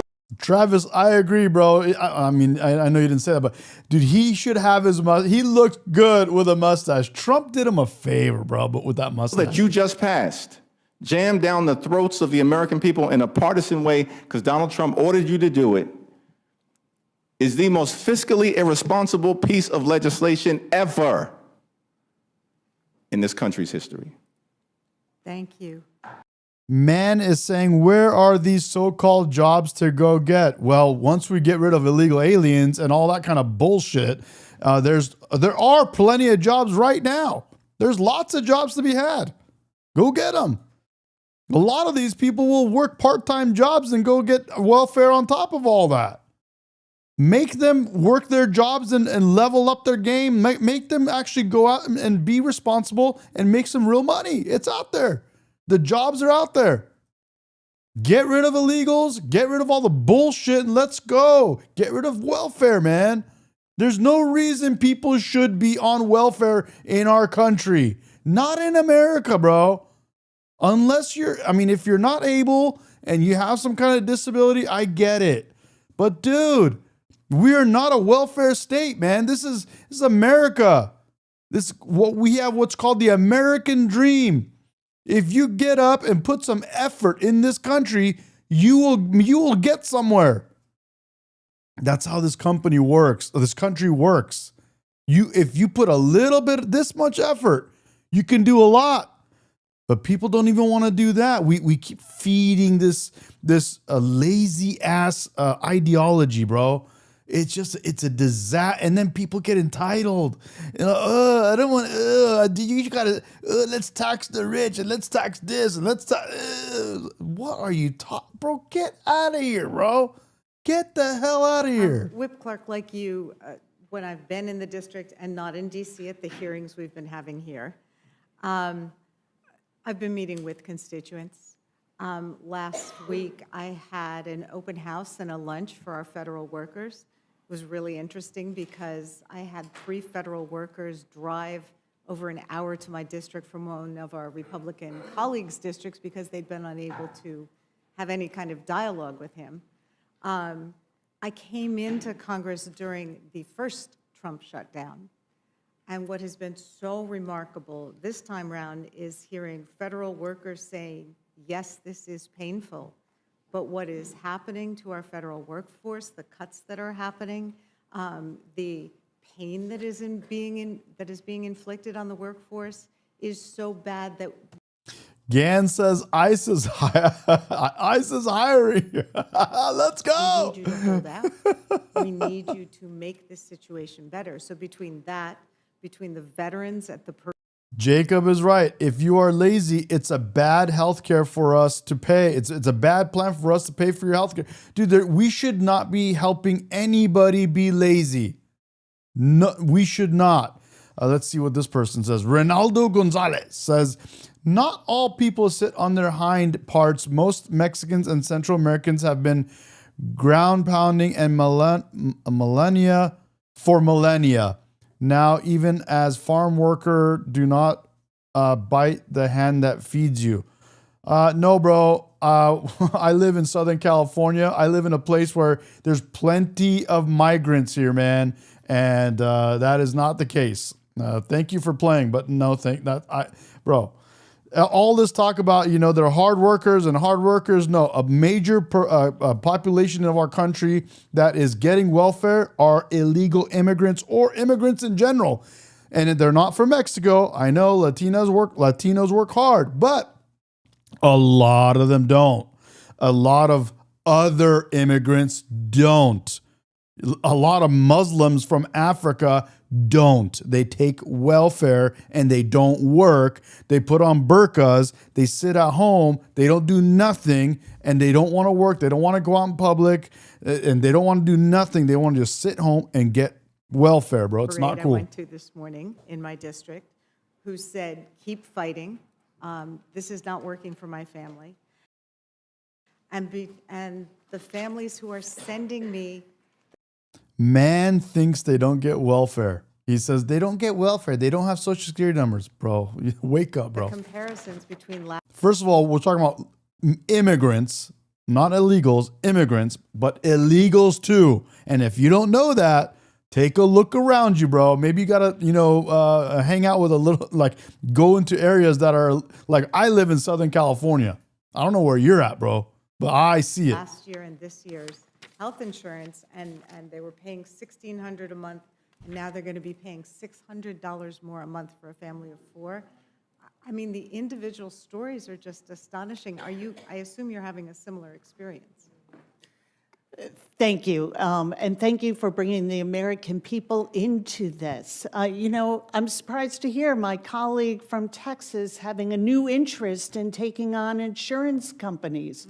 Where have those discussions been? Where are the plans? Where's the answer to a witness who came and talked over the last 5 weeks to Mariah Plant from West Virginia, who told us about her brother who has special needs, who needs a lot of care, but who she is committed to keeping at home and being with people that he loves. Without Medicaid, she cannot care for him. He is a very medically complicated person, and she is so afraid of what is going to happen. And she, 29 years old, is also a small business owner while caring for her brother full-time. ACA is what gets her health insurance coverage. This plan, and let's not sell the Republicans short, they had a plan. Their plan was to come in, take $1 trillion out of Medicaid, trigger a $500 billion cut to Medicare, take away the ACA tax subsidies, and then cut medical research. So while we take it away from people in the immediate and now, we are also saying to the future, good luck. As one MP says, hey, Mehdi, I think she's wearing Jeffrey's mustache. You talking about Hakeem Mahmoud Abbas Jeffries? researcher who recently lost her lab due to federal funding cuts under the big ugly bill said to me, She's literally talking about someone that's a small business owner that has kids. Bro, you know what? If you can't handle having a business, go to work and make some money. If you want to be a business owner, it's not easy. It's not what everyone thinks. All these crazy libtards think, oh, business owners come in and start a business and they get rich and let's tax them. And no, it's not easy to own a business and be successful. It's not. And if you're going to do it and you're going to try to rape our government and take all the welfare from our government to run a business, dude, you can't complain. You can't be a complainer like what this girl's talking about. all the hopes of the patients I've been working with are now in a freezer. Now in a freezer. She said, I'll be okay. I'll be able to relocate, probably to Europe, to be able to continue her Exactly, research. William. But that plan that they have is to take all of that funding and give it to the very wealthiest Americans in a permanent tax break. And they couldn't wait to get us back here. We had to come back on July 3rd to make sure carrier and doesn't have anything to do with the subsidy? Who are you asking that question to? Either one of you. Gross Premium. What I'll say is that tens of millions of Americans are I agree, Jacob. There's farms, bro. at Yeah. risk right now of their premiums, copays, and deductibles dramatically increasing because of the Republican refusal to extend the Affordable Care Act tax credits. And these are people all across the country. In fact, in the 10 states that would be most impacted by the Republican refusal to extend the Affordable Care Act tax credits, all 10 of them are run by Republicans. Mr. Jeffries, if I may. We're talking about West Virginia. I'm gonna reclaim my time. I wasn't trying to be smart with the question. I'm gonna just read from KFF, which I think most of us who study healthcare use KFF. And by the way, I was an insurance broker for 20 years. I've got 4 professional designations in employee benefits. I don't have them anymore, but I had them when I was in business. And my degree is actually risk management and insurance. My father was a surgeon, so I actually saw all sides of it, and I live in rural America. And if you want to talk about rural healthcare, one of the key issues that we could fix is there are 425. Thank you, Madam. Going to see their health insurance premiums skyrocket to levels of unaffordability. That's the crisis that is immediately in front of us. These tax credits expire on December 31st of this year. And our Republican colleagues saw fit with great urgency to renew massive tax breaks for your billionaire donors on July 3rd of this year, while at the same time enacting the largest cut to Medicaid in American history and causing hospitals, nursing homes, and community-based health centers, including in rural parts of Georgia and this country, to close. And that is why we believe this is a Republican health care crisis that needs to be decisively addressed with the fierce urgency of now. And I couldn't agree more, Leader Jeffries. I want to talk about another provision that I described earlier as, I think, insidious. You and I, 4 years ago, Mr. McGovern, many of us were on the floor of the House on January 6th. There's a provision in this bill, this payday provision, for 8 Republican senators connected to January 6th, and I suspect you share the same outrage that I have about it. I wonder if you and Whip Clark might talk a bit about it. Yeah, I'll yield to Whip Clark initially on it, and then we'll certainly have more to say. End quote. I thank the gentleman. I'll yield back, Mr. Chair. Gentleman yields back, and I now recognize myself for my time of questioning. I would refer everybody to my prior comments. We have to get the government back open. There are things that are not ideal in this bill. There are things that are highly suspect that were put in by the Senate. But if we try to fix it at this point in history, after 40-some days of a shutdown, we have no choice but to send it back to the Senate, and they will not be back until Monday. My people cannot suffer anymore.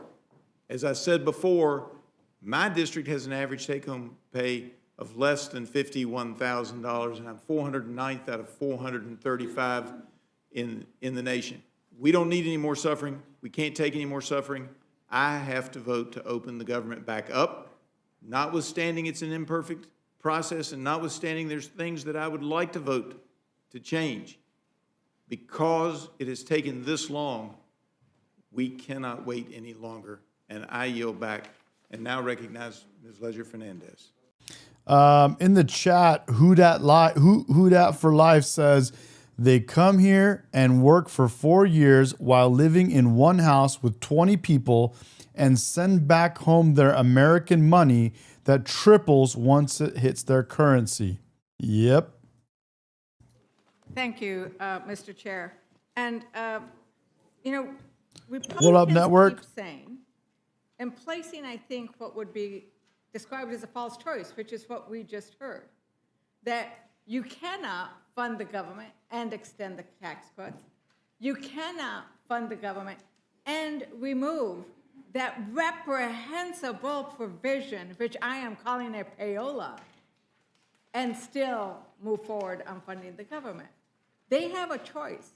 I have an amendment, and we will ask each of the Republicans on this committee, are you going to vote for millions and millions of dollars to go to those 8 senators and not a dime? What job are you talking about? Somebody says that none of you are going to do that job. What are you talking about, bro? For enhanced tax credits for people's health insurance. And so I wanted to ask you, Hakeem, Leader Jeffries, also Hakeem, Also Mahmoud, also Hassan. I wanted to ask you to, so. I still go by Hakeem. You took it by Hakeem. So. Also Muhammad. He goes by Hakeem Mohammed Mahmoud Hussein Jeffries. Is it possible? Like, they have the power to do this. Why is it that they think that they cannot act? Because this is something that is possible. So I'd love for you to talk about this choice that they keep providing us that says we can't do that, we can't do this, we can't do that. Why can't we vote to fund the government, vote to extend the tax credits, vote to remove that horrendous provision? It is absolutely the case, and I thank the distinguished gentlelady from the great state of New Mexico for that question. It is absolutely the case that this corrupt provision can be removed and should be removed. It can be struck if the amendment is made in order here before the Rules Committee, the amendment that you are offering, the amendment that I know will be discussed and debated. No one can defend this provision. And in allowing it to happen, you know, it's bad enough that Donald Trump publicly proclaimed that he's got 2 titles, that he's the president and the Speaker of the House. But now the Republican-controlled House of Representatives wants to act subservient to the United States. Let's debate these issues. We've been saying it week after week after week. Bro, you don't know how to debate, man. Somebody came up to talk to him and debate something, and he lost his mind. This guy can't talk. He can't actually discuss something and debate someone in person. He can't do it, and he keeps asking for a debate. He can't do it. All he knows how to do is get in front of a phone or some kind of camera and go like this and go like this with his hands and go like that and go like this. That's all he knows how to do. Other than that, he does not know how to have a conversation. We'll find a bipartisan path forward. Let's reopen the government, but let's Trump is your daddy, baby. Do it in a way that addresses decisively the Republican healthcare crisis. Thank you. I'll yield to my colleague and friend, Mr. Roy, before I yield back to the chair. I'll take my friend from Georgia. I know I had to step out and call my children a little bit ago, so I stepped out. I think my name was invoked a couple times. That's fine. Here we go. Here we go. Here we go. I just wanted to stipulate the record a couple things. One, I wanted to ask consent to enter the record the editorial board of the Washington Post for November 1st. Fix your mic, bro. Fix your mic. Affordability of Obamacare comes home to roost. Subtitle ACA subsidies are advanced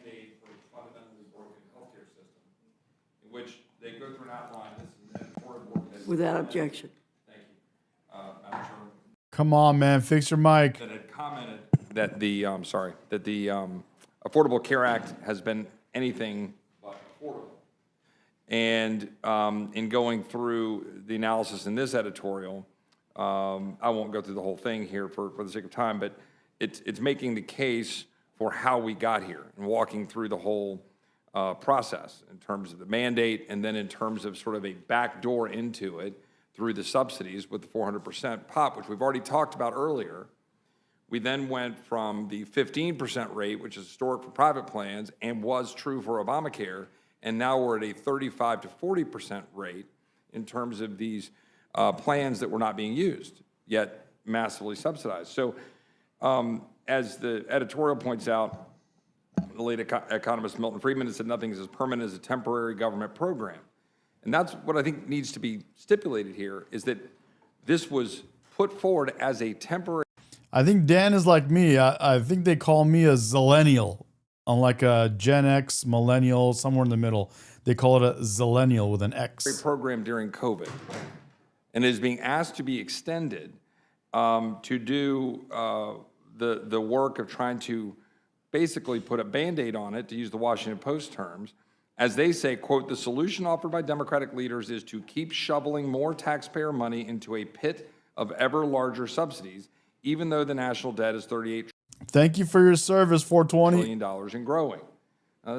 I agree, 5K collectibles. He says, get the illegals out. Yes, dude, please, get them out. Washington Post editorial board. And I would just close by saying we have significant solutions to healthcare that we have been putting forward and proposing, from any number of possibilities involving expansion of health savings accounts, direct primary care. We had provisions of direct primary care that we put in the big beautiful bill, which I believe will have serious benefits, being able to use insurance for direct primary care. I've got direct primary care doctors throughout my district, which are helping people, helping musicians, helping people that can't get access to doctors through their insurance companies, the ability to be able to have greater transparency and be able to go to places like the Surgery Center of Oklahoma, where you can get a $14,000 knee replacement instead of $65,000 through the insurance plans, being able to have expansive use of things like MediShare and health sharing ministries that allow people to defray costs. We've got lots of people coming up with creative solutions to be able to afford health care, because right now they're denied the ability to afford health care because we broke the system after World War II, with wage controls, and then we had this employer-foisted product Bill that Hawkins, is now bro. making it impossible for people to afford care. And what we ought to do is eliminate that tax disparity. We ought to make it to where you have same tax treatment, whether you're getting it from your employer or whether you have it yourself. If your employer wants to give it to you, you should go to a health savings account. You should be able to go to the market and shop. And you ought to have varied solutions, including short-term limited duration plans, which we should bring back, and other ways in order to get costs down so you have more competition. There are lots of ways we can address this if we'll sit and debate it. But what we shouldn't be doing is demanding that in order to proceed, as we've gone forward with short-term CRs and now 3 appropriations bills to keep government going and moving forward, we should debate those in a full open debate on healthcare. Happy to do that anytime. But I don't think it needs to be done in the context of offering an amendment here to do, as I said, the Washington Post said, the solution is to keep shoveling more taxpayer money into a pit of ever larger subsidies, even though the national debt is $38 trillion, and which, by the way, will continue to drive the cost of health care up. I yield back to the gentleman from Georgia. And I yield back to the chairwoman. Thank you very much. I'm going to follow on with that, but healthcare system, we as Democrats want to fix it. But throughout the entirety of this year, unless I'm missing something, where's the Republican action on addressing the health care of the American people, other than ripping Medicaid away? Bro, we need to get rid of Obamacare and do something that's right for the American people. This is a major scam, not only for the American people, but also the fact that we're paying through our taxes as well. American people are spending all of their own money on this healthcare, and through taxes, we're paying for other people's healthcare and to feed the system, which is this democratic scam of a healthcare system. We need something new. We need to ditch it, bro, completely. We need to just let this be a private system and let private companies run this. Let them compete for our business. From 14 million folks. Well, I wasn't going to address every point you made. I said that earlier. But we did not rip away Medicaid from a single soul. That's another lie that you all have been putting out. We did not take Medicaid away from a single soul. We said that 1,000,000 times. Damn. When we passed the Working Families Tax Cuts Act. Hell yeah. We never took one person off of Medicaid. Hell What yeah. we've done over and over and over again She caught Hakeem Mahmoud Mohammed Hussein Jeffries in a lie. is to attempt to get rid of waste, fraud, and abuse. I hope when you say we have a broken healthcare system, you're including in that, Mr. Jeffries, that we have waste, fraud, and abuse. Am I to believe that the one big ugly We bill have waste, loved and fraud- cherished Medicaid? We have waste, fraud, and abuse. Now, we look forward to continuing that support when the shutdown's over and the American people aren't being held hostage. We've said that 1,000,000 times since you all shut down the government. Exactly. We've said that. Let Exactly. us get through the appropriations process. We had November and December to work on this after we got through the appropriations process. But no, that wasn't good enough for you all. And I wish we were in control. I truly wish we were in control. Who's in I control? will tell you, we have a majority of one in the House, and you know, and William, I agree. William Milburn says, Medi, I say give it to capitalism. Exactly. Let capitalism hash this out, and it will. Leave it alone. Don't meddle in it. Let capitalism take this thing by the horns. It will crush it. I know that it takes 60 votes in the Senate. We have 53 Republicans. Is that in the majority of Senate. one Donald Trump? Democrats refuse to infuse a lick of accountability into the Exactly. subsidies that they legislated. Damn, bro. Get her, bro. Get her. Get him. Get her, bro. Again, you decided to sunset that. Per the CBO in 2025, when we talked I like this lady, bro. Damn. about Kaiser Family, now we're talking about CBO. In 2025 alone, 2.3 million ineligible individuals received these temporary credits, a broken healthcare system. The Biden administration took a hatchet to eligibility safeguards, weakened eligibility verification, reduced tax reporting, and allowed insurance brokers to game the system. William says this lady for president 2028 is her as president and Trump vice president. By switching enrollees plans monthly. Yes. This led to phantom Yes. enrollees, millions of people who never actually received health care. For context, $35 billion was spent on approximately 4.6 million phantom enrollees in 2024 who never received health care. That's been alluded to here.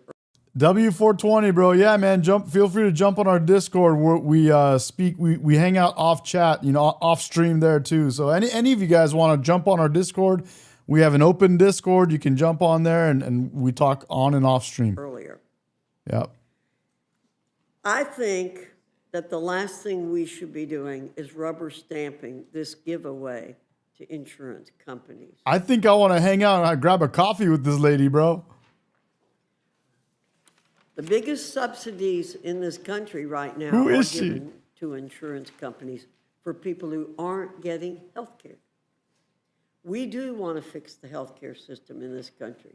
We need to fix the waste, fraud, and abuse in Medicaid, waste, fraud, and abuse in Medicare, waste, fraud, and abuse in the Unaffordable Care Act. Virginia We want Fox? to work on it. Let's get the government back. Let's work on appropriations, and let's let the appropriate committees be working on. He says, forgive says Granny Chaser. Are you saying she's a gilf? Healthcare. Let's not muddy the water. This has been an obfuscation exercise tonight by saying over and over, we got to do healthcare. We got. Mr. Cole said over and over, it's not You think she was hot in her day? an appropriations process. It's other committees. So you all are trying to take away the American people's attention from what we're here to do tonight. And we've spent a lot of time on it. Madam Chair? With that, I yield myself back. I mean, have you heard from anybody in your district who has seen their health premiums double or triple? I mean, and what do you tell these people? I heard that. You're on your own, tough luck, and, you know? Mr. McGovern. Ronaldo Gonzalez says, yes, Virginia Fox, buddy. Take her out to coffee. You do you, boo. Bro, I'd love to have a coffee with her. I would love to sit down and have a coffee with that lady, bro. I Governor, I'll swear. answer. No, I have not. But I heard when Obamacare was put in effect how horrible Obamacare was. Mr. McGovern, I'm answering your question. I love I her. heard how awful Obamacare was when it went into effect. I hear from people all the time, not just now, but for the last several years, how their insurance premiums have gone up over and over again. I agree with her. And Sean, he's warming up his time You machine. know the approval rating Start it up for me, bro. I'll be right of over. the Affordable Care Act is like 65%, and Donald Trump's approval rating is at 37%. I'm happy to go down to your district. We can do a joint town hall together. No, bro, you can't. I'm going to go have coffee with her, not you. Tell us their healthcare stories. But I can't go back to my Thank you, constituents and Mr. just tell them, McGovern. screw you, you're on It's your own. my- We're not going to help you out. Mr. McGovern, it's my yield back. time. And I yield back. And I thank our witnesses for being here. He says it's Rose from Titanic. Damn. Thank you.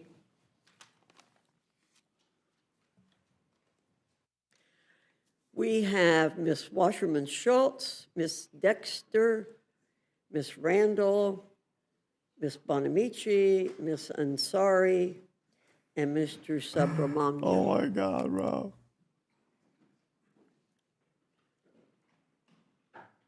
Virginia Fox.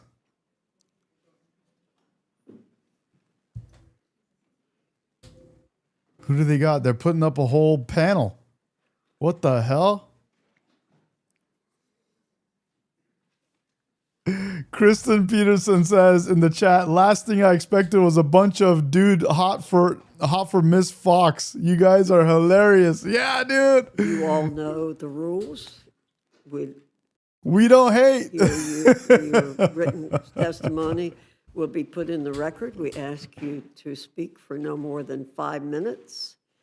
And I'll just call out names in the order that we saw you come in. So, Ms. Wasserman Schultz, my classmate.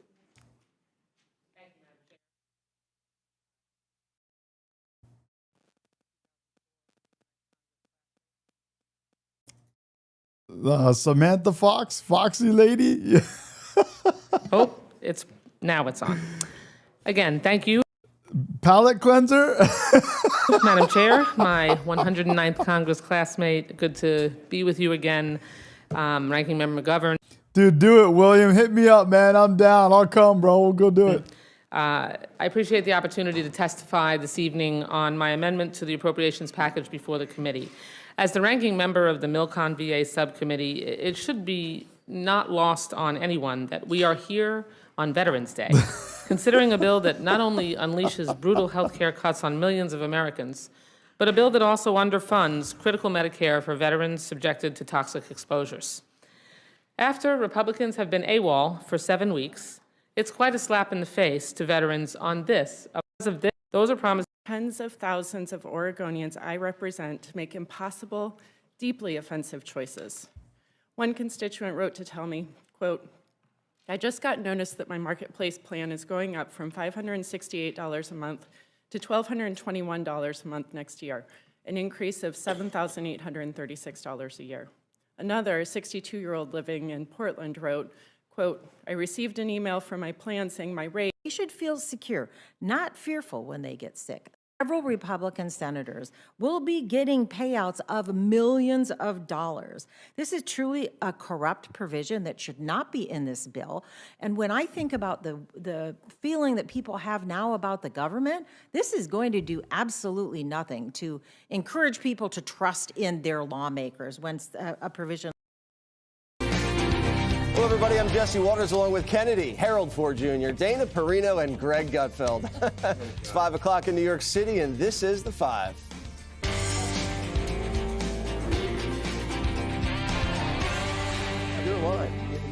The knives are out for Chuck Schumer. Liberals are grabbing their pitchforks, ready to give him the full Joe Biden treatment after his shutdown mess resulted in missed paychecks, flight misery, and starving SNAP recipients. But no tangible Obamacare wins for the Dems. President Trump sums it up the best. What message do you have for Schumer tonight? Well, I think he made a mistake in going too far. Going too far, how? Well, he just went too far. He thought he could break the Republicans, and the Republicans broke him. Throwing Schumer under the bus is quickly becoming the new political litmus test for Democrats. My guess is that he won't be leader of the party in 2027 after this election, unless something really surprising happens. Respect his service, but time to move on. It's time for you to gracefully make way for a new generation. The leadership of the Democratic Party in many respects is way out of touch with where Democrats in general are. And when it comes to his poll numbers, CNN's data guru is putting a fork in Chuck's career. The word of the day is terrible, terrible, terrible, terrible. To quote another Charles Barkley when it comes to Chuck Schumer, look at this. Least popular Dem Senate leader ever. He's underwater with Democrats. His own party, he's underwater. He's at -4 points. That makes him the least popular guy for a Dem Senate leader going all the way back since the mid-1980s. Terrible, terrible, terrible, Dana Perino. Well, yes. Have you ever seen him give a floor speech? Yes. There's never been a time when he isn't reading it. Like, he has to read Good Morning. And it kind of drives me crazy in the newsroom when I see him. I do think he's struggled since he's there because he's not a tactician and he's also bad on policy. So you can be bad on one or bad on the other. It's very rare that you're good on both. McConnell, good on both. Thune, good on both. Harry Reid was good on both. And in this situation, the changes in the political realignment have moved faster than his staff can. Now, some of his staff over the years has cycled out because there are retirements, right? And I think a lot of the people in the Democratic Party are starting to see that. The Republicans went through this. They have a lot more youth on their side. They've got energy and excitement. And on the Democratic side, they're having not only intra-fighting, but they're having generational fighting as well. The other thing is that who's going to do it better than Chuck Schumer is not a ringing endorsement. Okay, and without him, do they fall apart? I'm not exactly sure where this goes. But also, he was the one that was saying from the very beginning about the shutdown, this gets better for us every day. And the biggest problem, in my opinion, is this happens on the Republican side too. When you gin up the base and convince them that you can win something that you do not have the votes to win, you are going to make them mad. You're going to lose. And when you cave, they're going to take it out on you. Greg? You know, the big problem with this story, and it's a big problem with a lot of stories, Jesse, language. Everyone would do a lot better if they stopped using the word cave, because when somebody wants to come to an agreement and you said they caved, then they will be less inclined to agree with you in the future. Imagine if you had a spat with your spouse, or an argument with your child, or you were pulled over by the police, or you're in court, and somebody, the opposition, agrees with you on a point. And you said, ha, you caved. Right. That's really stupid. I think that word creates a resistance to cooperation. And it's funny because the Republicans don't do it as much, but the Dems even do it to themselves.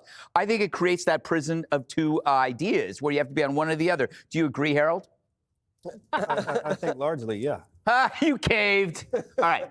This whole Democrat tantrum is so revealing because they're castigating each other for ending Trump's shutdown when before they.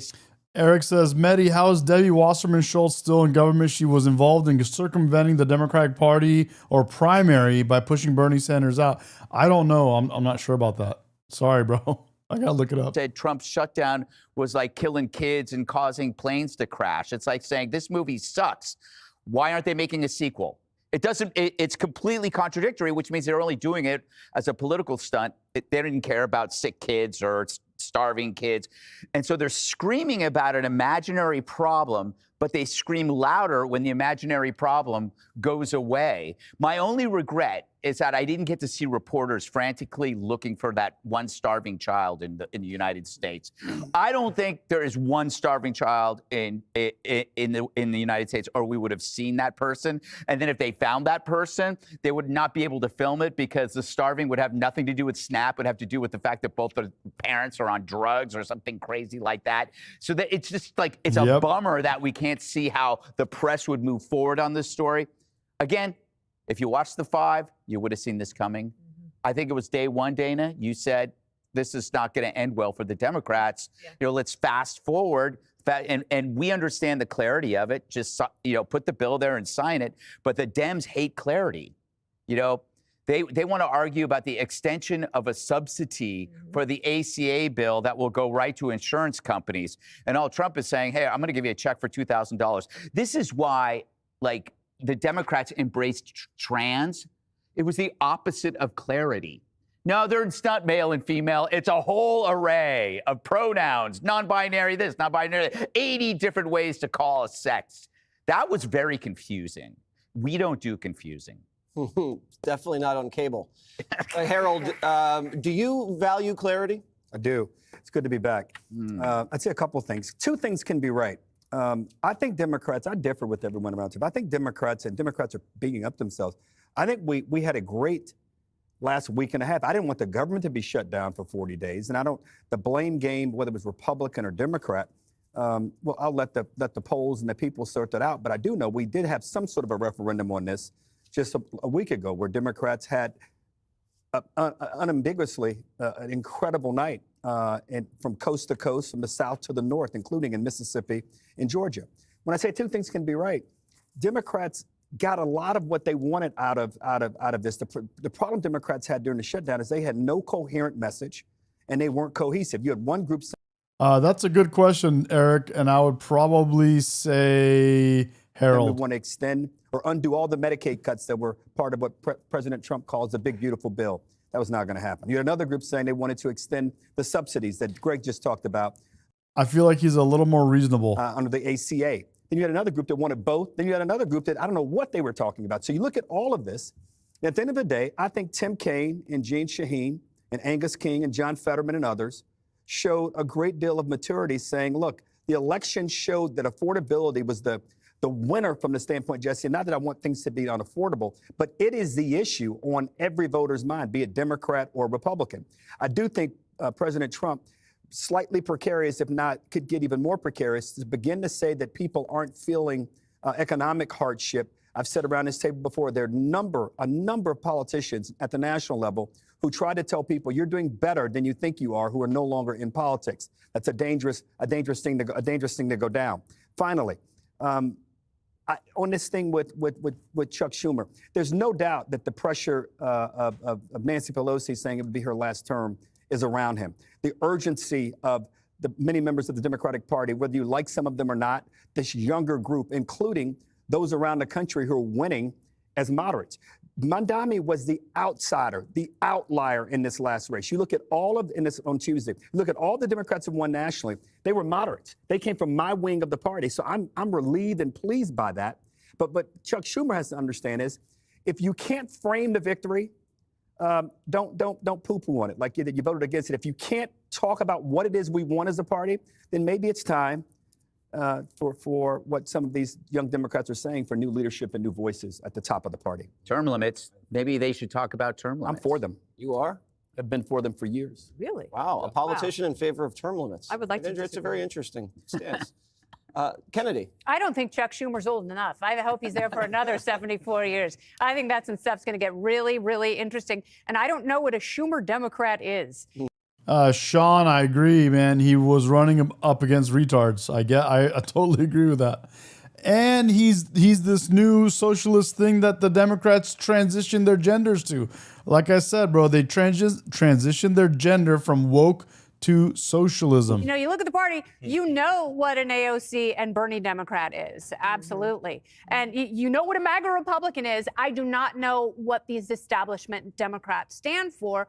I do know that the reason President Trump's message resonated with voters who were independent and apolitical is because of the economic pain and because of all of the high prices. 100% forgiving fire from dumb to dumber, bro. The inflation that the Biden administration delivered, it was Trump talking about jobs. It was not Trump handing out dependency, which is what all that socialists have to offer here. So this thing is unsurprising that Chuck Schumer is under attack, not only from Republicans who want to talk about, you know, potentially a plan, an economic plan that has more to do with class warfare, which is going to get very, very boring, especially if any of these younger voters want to move into upper brackets. He's also under fire from the progressives. The only friends that Chuck Schumer has left are Rachel Maddow and Hakeem Jeffries. Can you imagine being stuck in an elevator with those two? It's, you know, reason to And take imagine what they say behind his back. Oh, it's not good. And Chuck can't even hear. He can't see. I don't think he's got any Shaheen and Hassan are both Arabic or Muslim names, bro. of his senses left. So the writing is on the wall for him. They don't have a cohesive message. And I hope they never pull this nonsense again. And when Hakeem Jeffries talks about affordability, things are unaffordable because taxes are too high. They're only going to get higher with these massive handouts for a cratering entitlement program like Obamacare that was destined to fail the second it was born. And then last Tuesday, Democrats won every race across the country. I hear you, but you may be right, but the voters didn't say that. Okay, but a fickle electorate is a healthy one.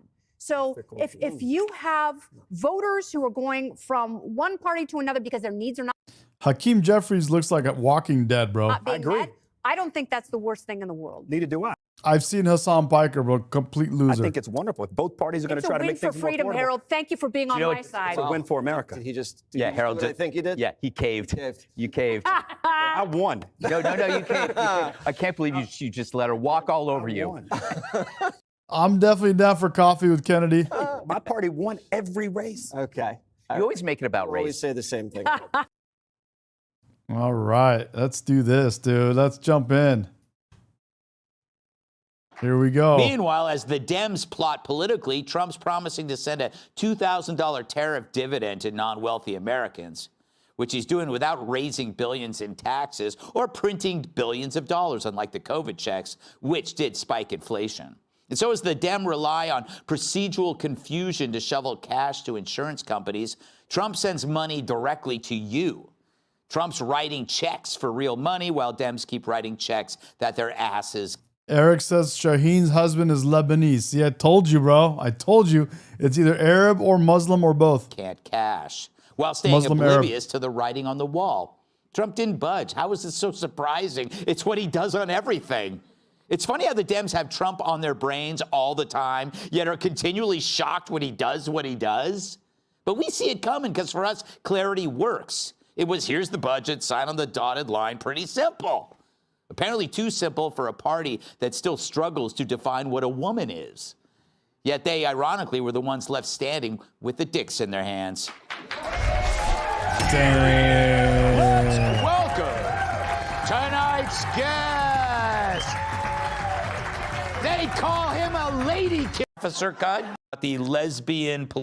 Joe, I love your haircut. I see you got the lesbian police officer cut. You look very. I look at you. I keep thinking you want to look at my license and registration, and then play a little softball afterwards. By the way, where did you get your hair? The Shark Tank, bro. I know. Joe. Walmart. You got it hair. He did. What aisle were you in? I was at the salon at the front, Greg. Oh I my like your God, haircut bro. too. I just impressed the barber, found a bowl that small.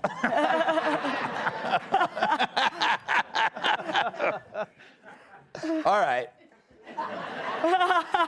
Are you surprised, Joe, that the libs are melting down over ending the shutdown after saying the shutdown was so evil? Are you surprised? I'm not surprised. I'm surprised Republicans kind of won this one.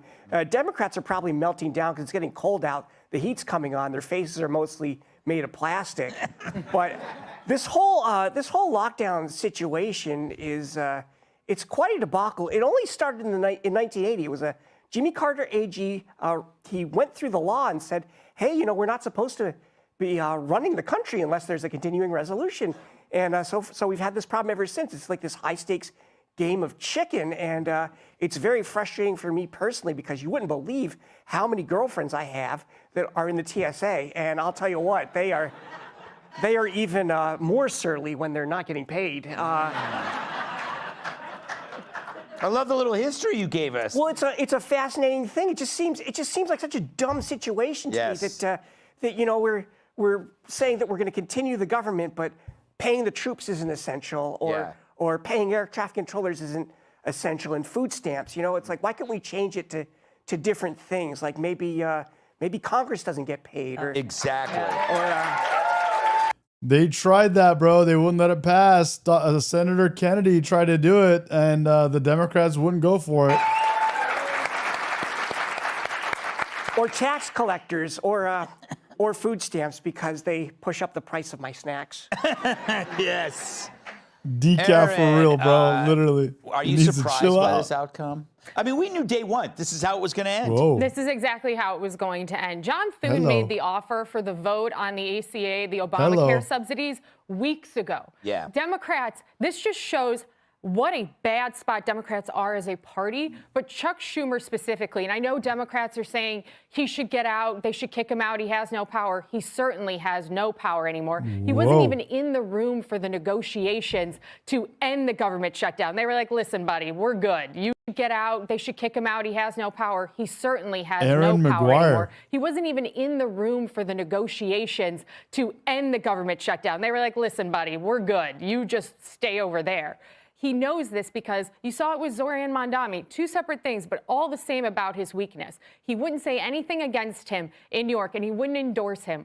Why? Because he knows that's the radical base that drives the Democrat Party that he's going to need if he wants to survive another primary and get another term as a U.S. Senator. This man is terrified of the Democrats, so he sits quiet, and thankfully there were 8 of them smart enough to say, you know what? We shouldn't be playing games with air traffic controllers. We shouldn't be playing games with WIC and SNAP and food stamps and keeping the government going. And to see the left-wing meltdown about this shows you what it was the entire time. This was a political game, and the bargaining chips were the taxpayers and their dollars. And instead, Republicans... Glad you found it forgiving. Glad to have you, bro. Thank you, dude. Dude, join our Discord. It's fun. Hell yeah. stood firm. They didn't move. And what do you know? Tomorrow, the government will reopen.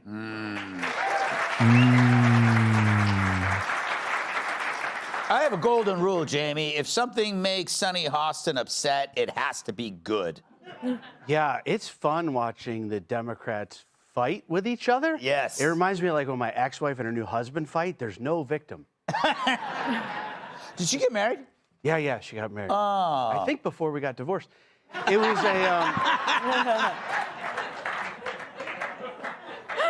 Very good. That was quick. Yeah, airports, I don't know if you've flown, you guys have flown, but airports have been absolute... There is like, it's delayed flights, extremely angry customers, or as Spirit Airlines is calling it, business as usual. Yes.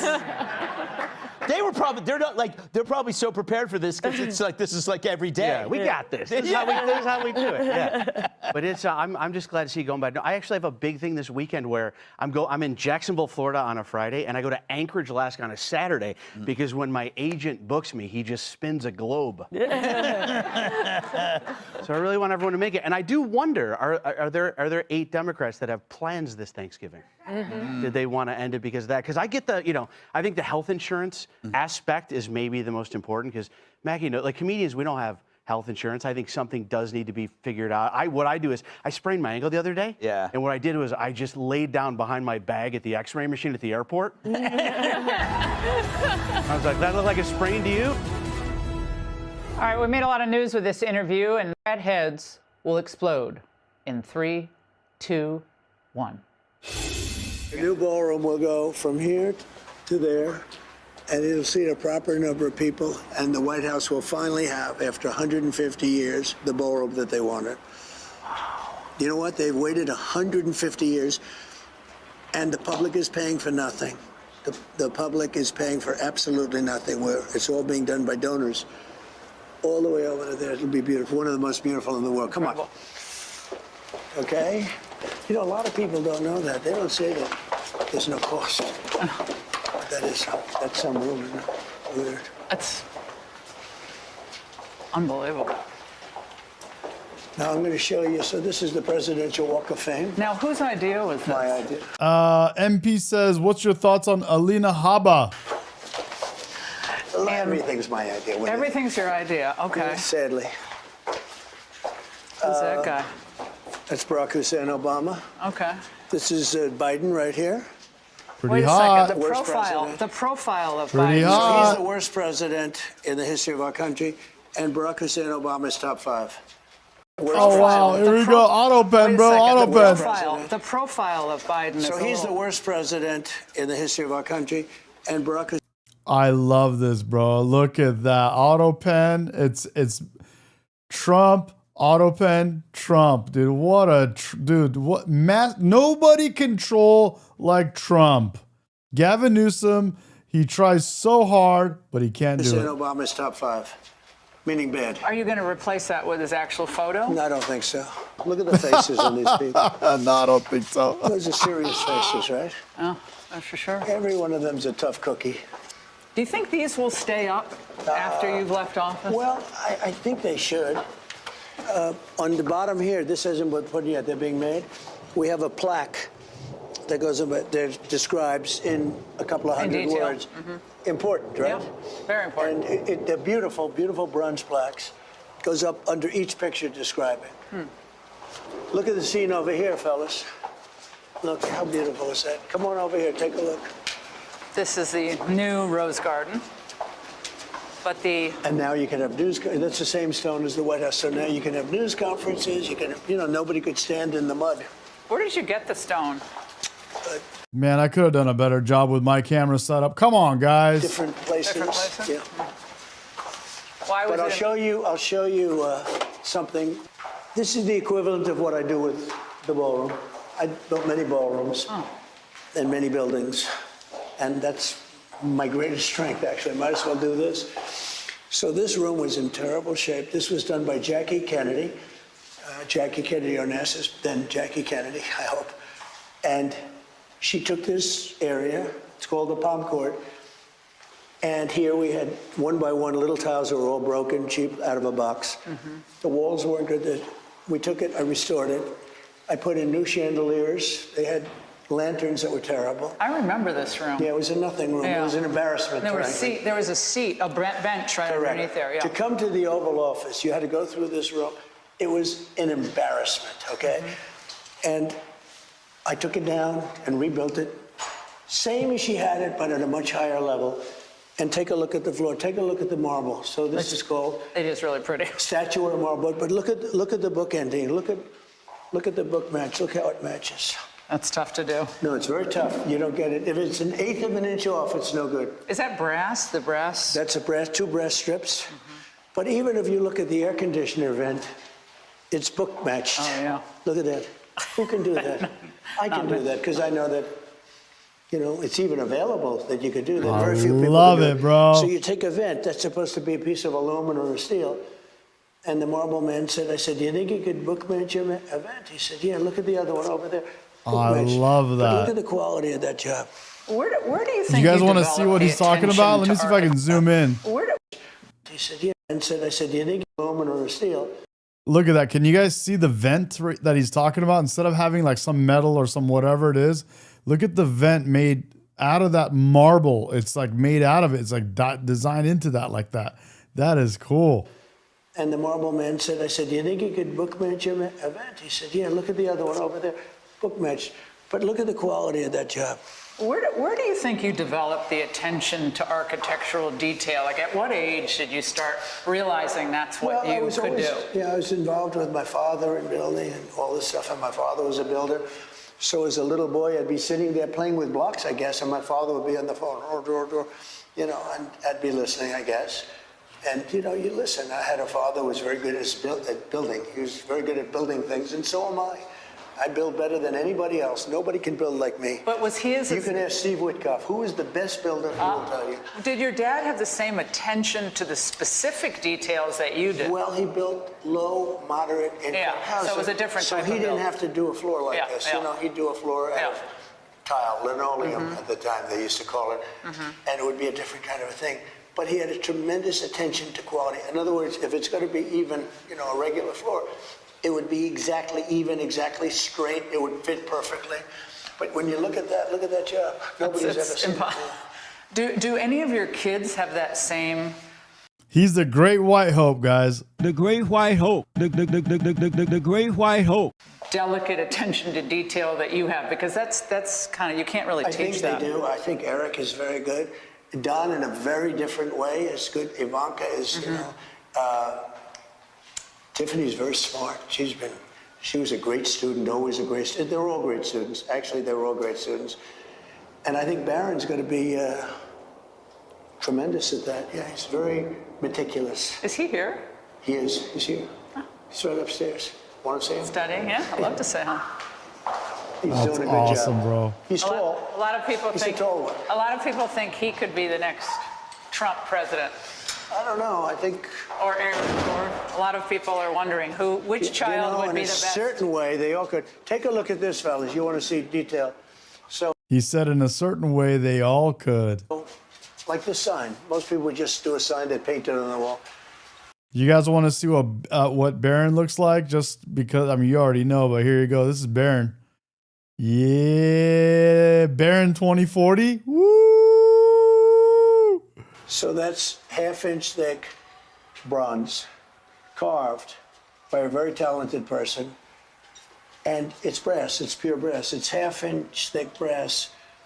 And you can't just do that. That's, you know, you look at that, that's quality, right?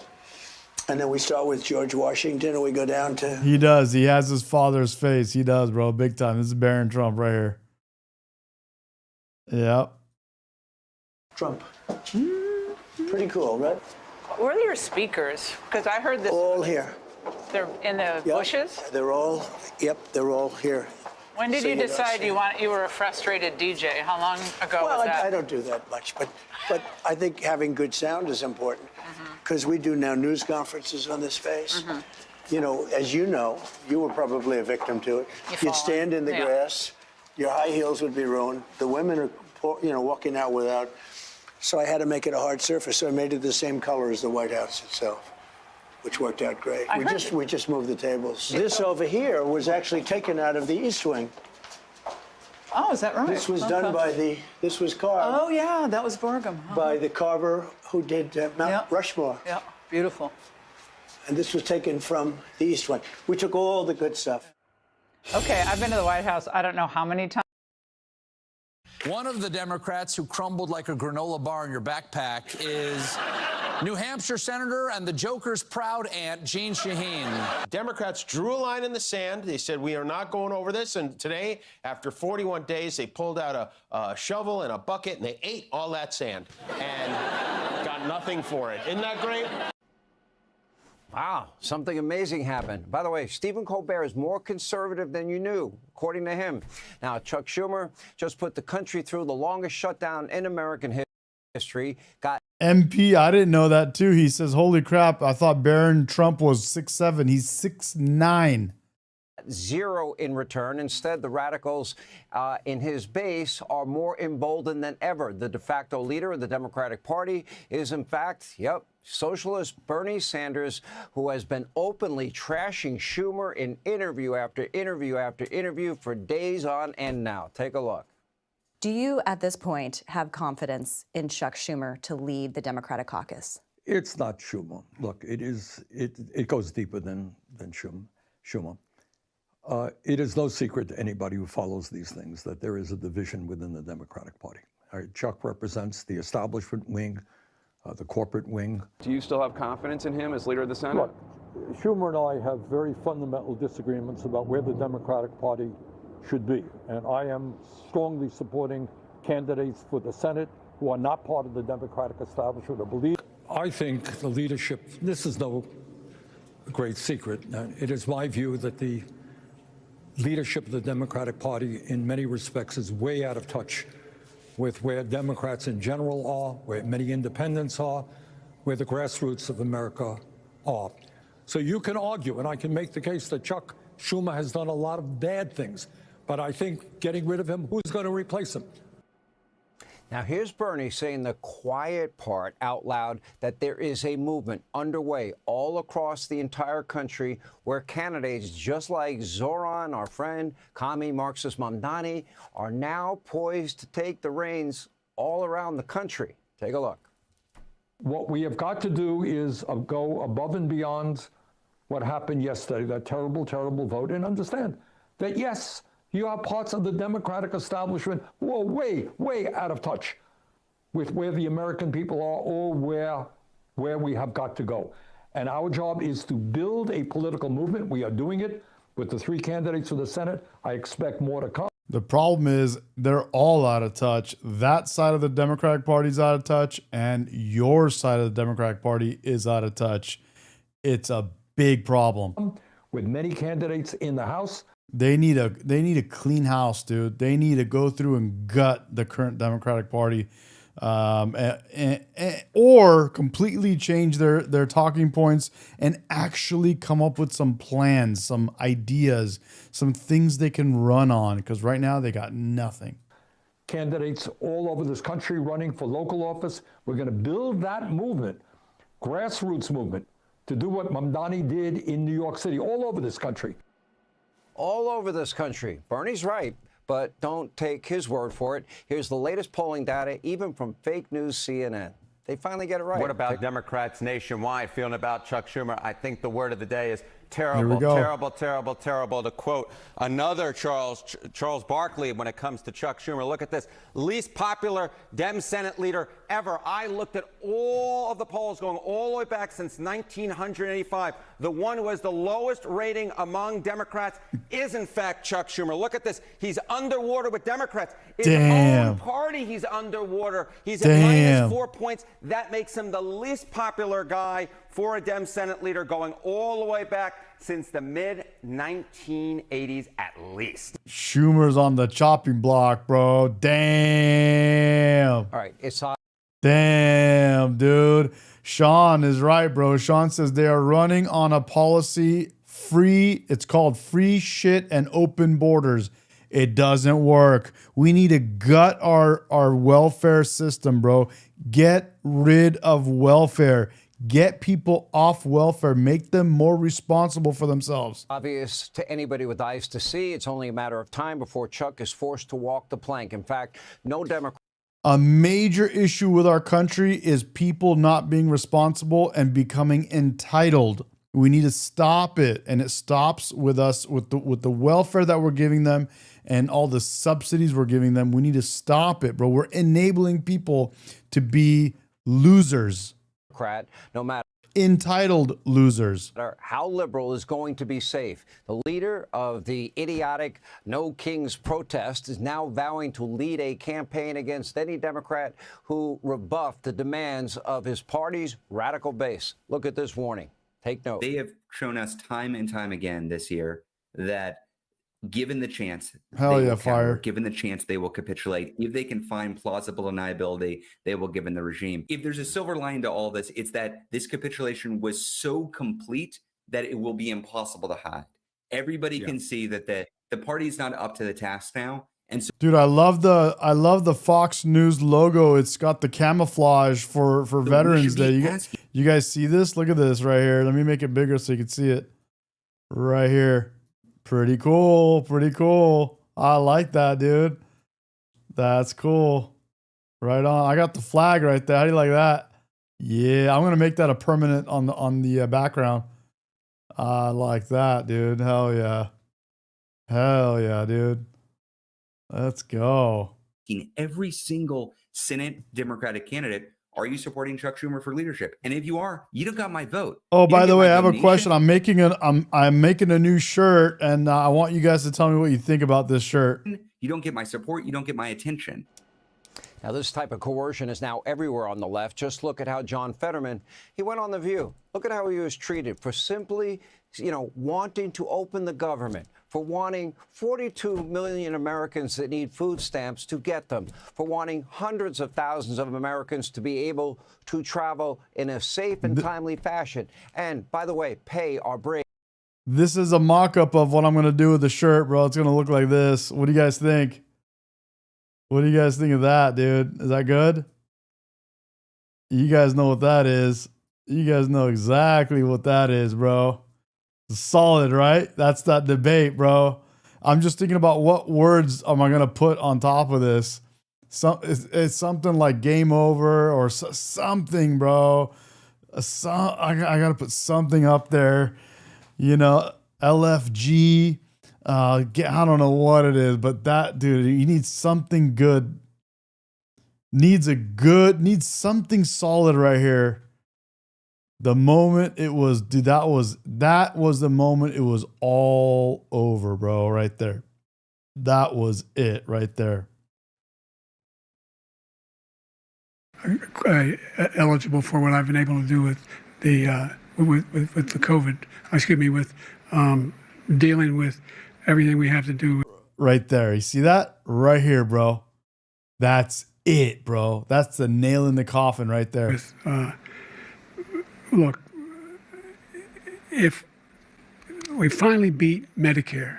Thank you, I have a hair place I go to, bro. President Biden, President Trump. Well, he's right. He did beat Medicare. He beat it to death, and he's destroying Medicare. Damn, that was the moment. And that's what I'm saying with this. I think this is the shirt, guys. I just got to figure out what words to put right here. That's all I got. I'm working on that part, and then it's going to go into production, dude. So, I don't know. You guys tell me what you think. Men and women in uniform. Make sure they get a paycheck. Take a look. It's good, though, right? That's solid, right? That's a good shirt, right? You guys will buy that shirt. Right? That's it, dude. William says, it looks like Biden is bald. I know it looks like Biden is bald. Maybe I'll put a little more hair up here for him. I know. But it's all good, I think it's a solid shirt and a sweater. Dude, I got a good high-quality sweater that I get in downtown LA. Good one that I've been using for other companies that I run. But I want to do this on a good sweater for winter and a shirt, dude. Yeah, that's solid, bro.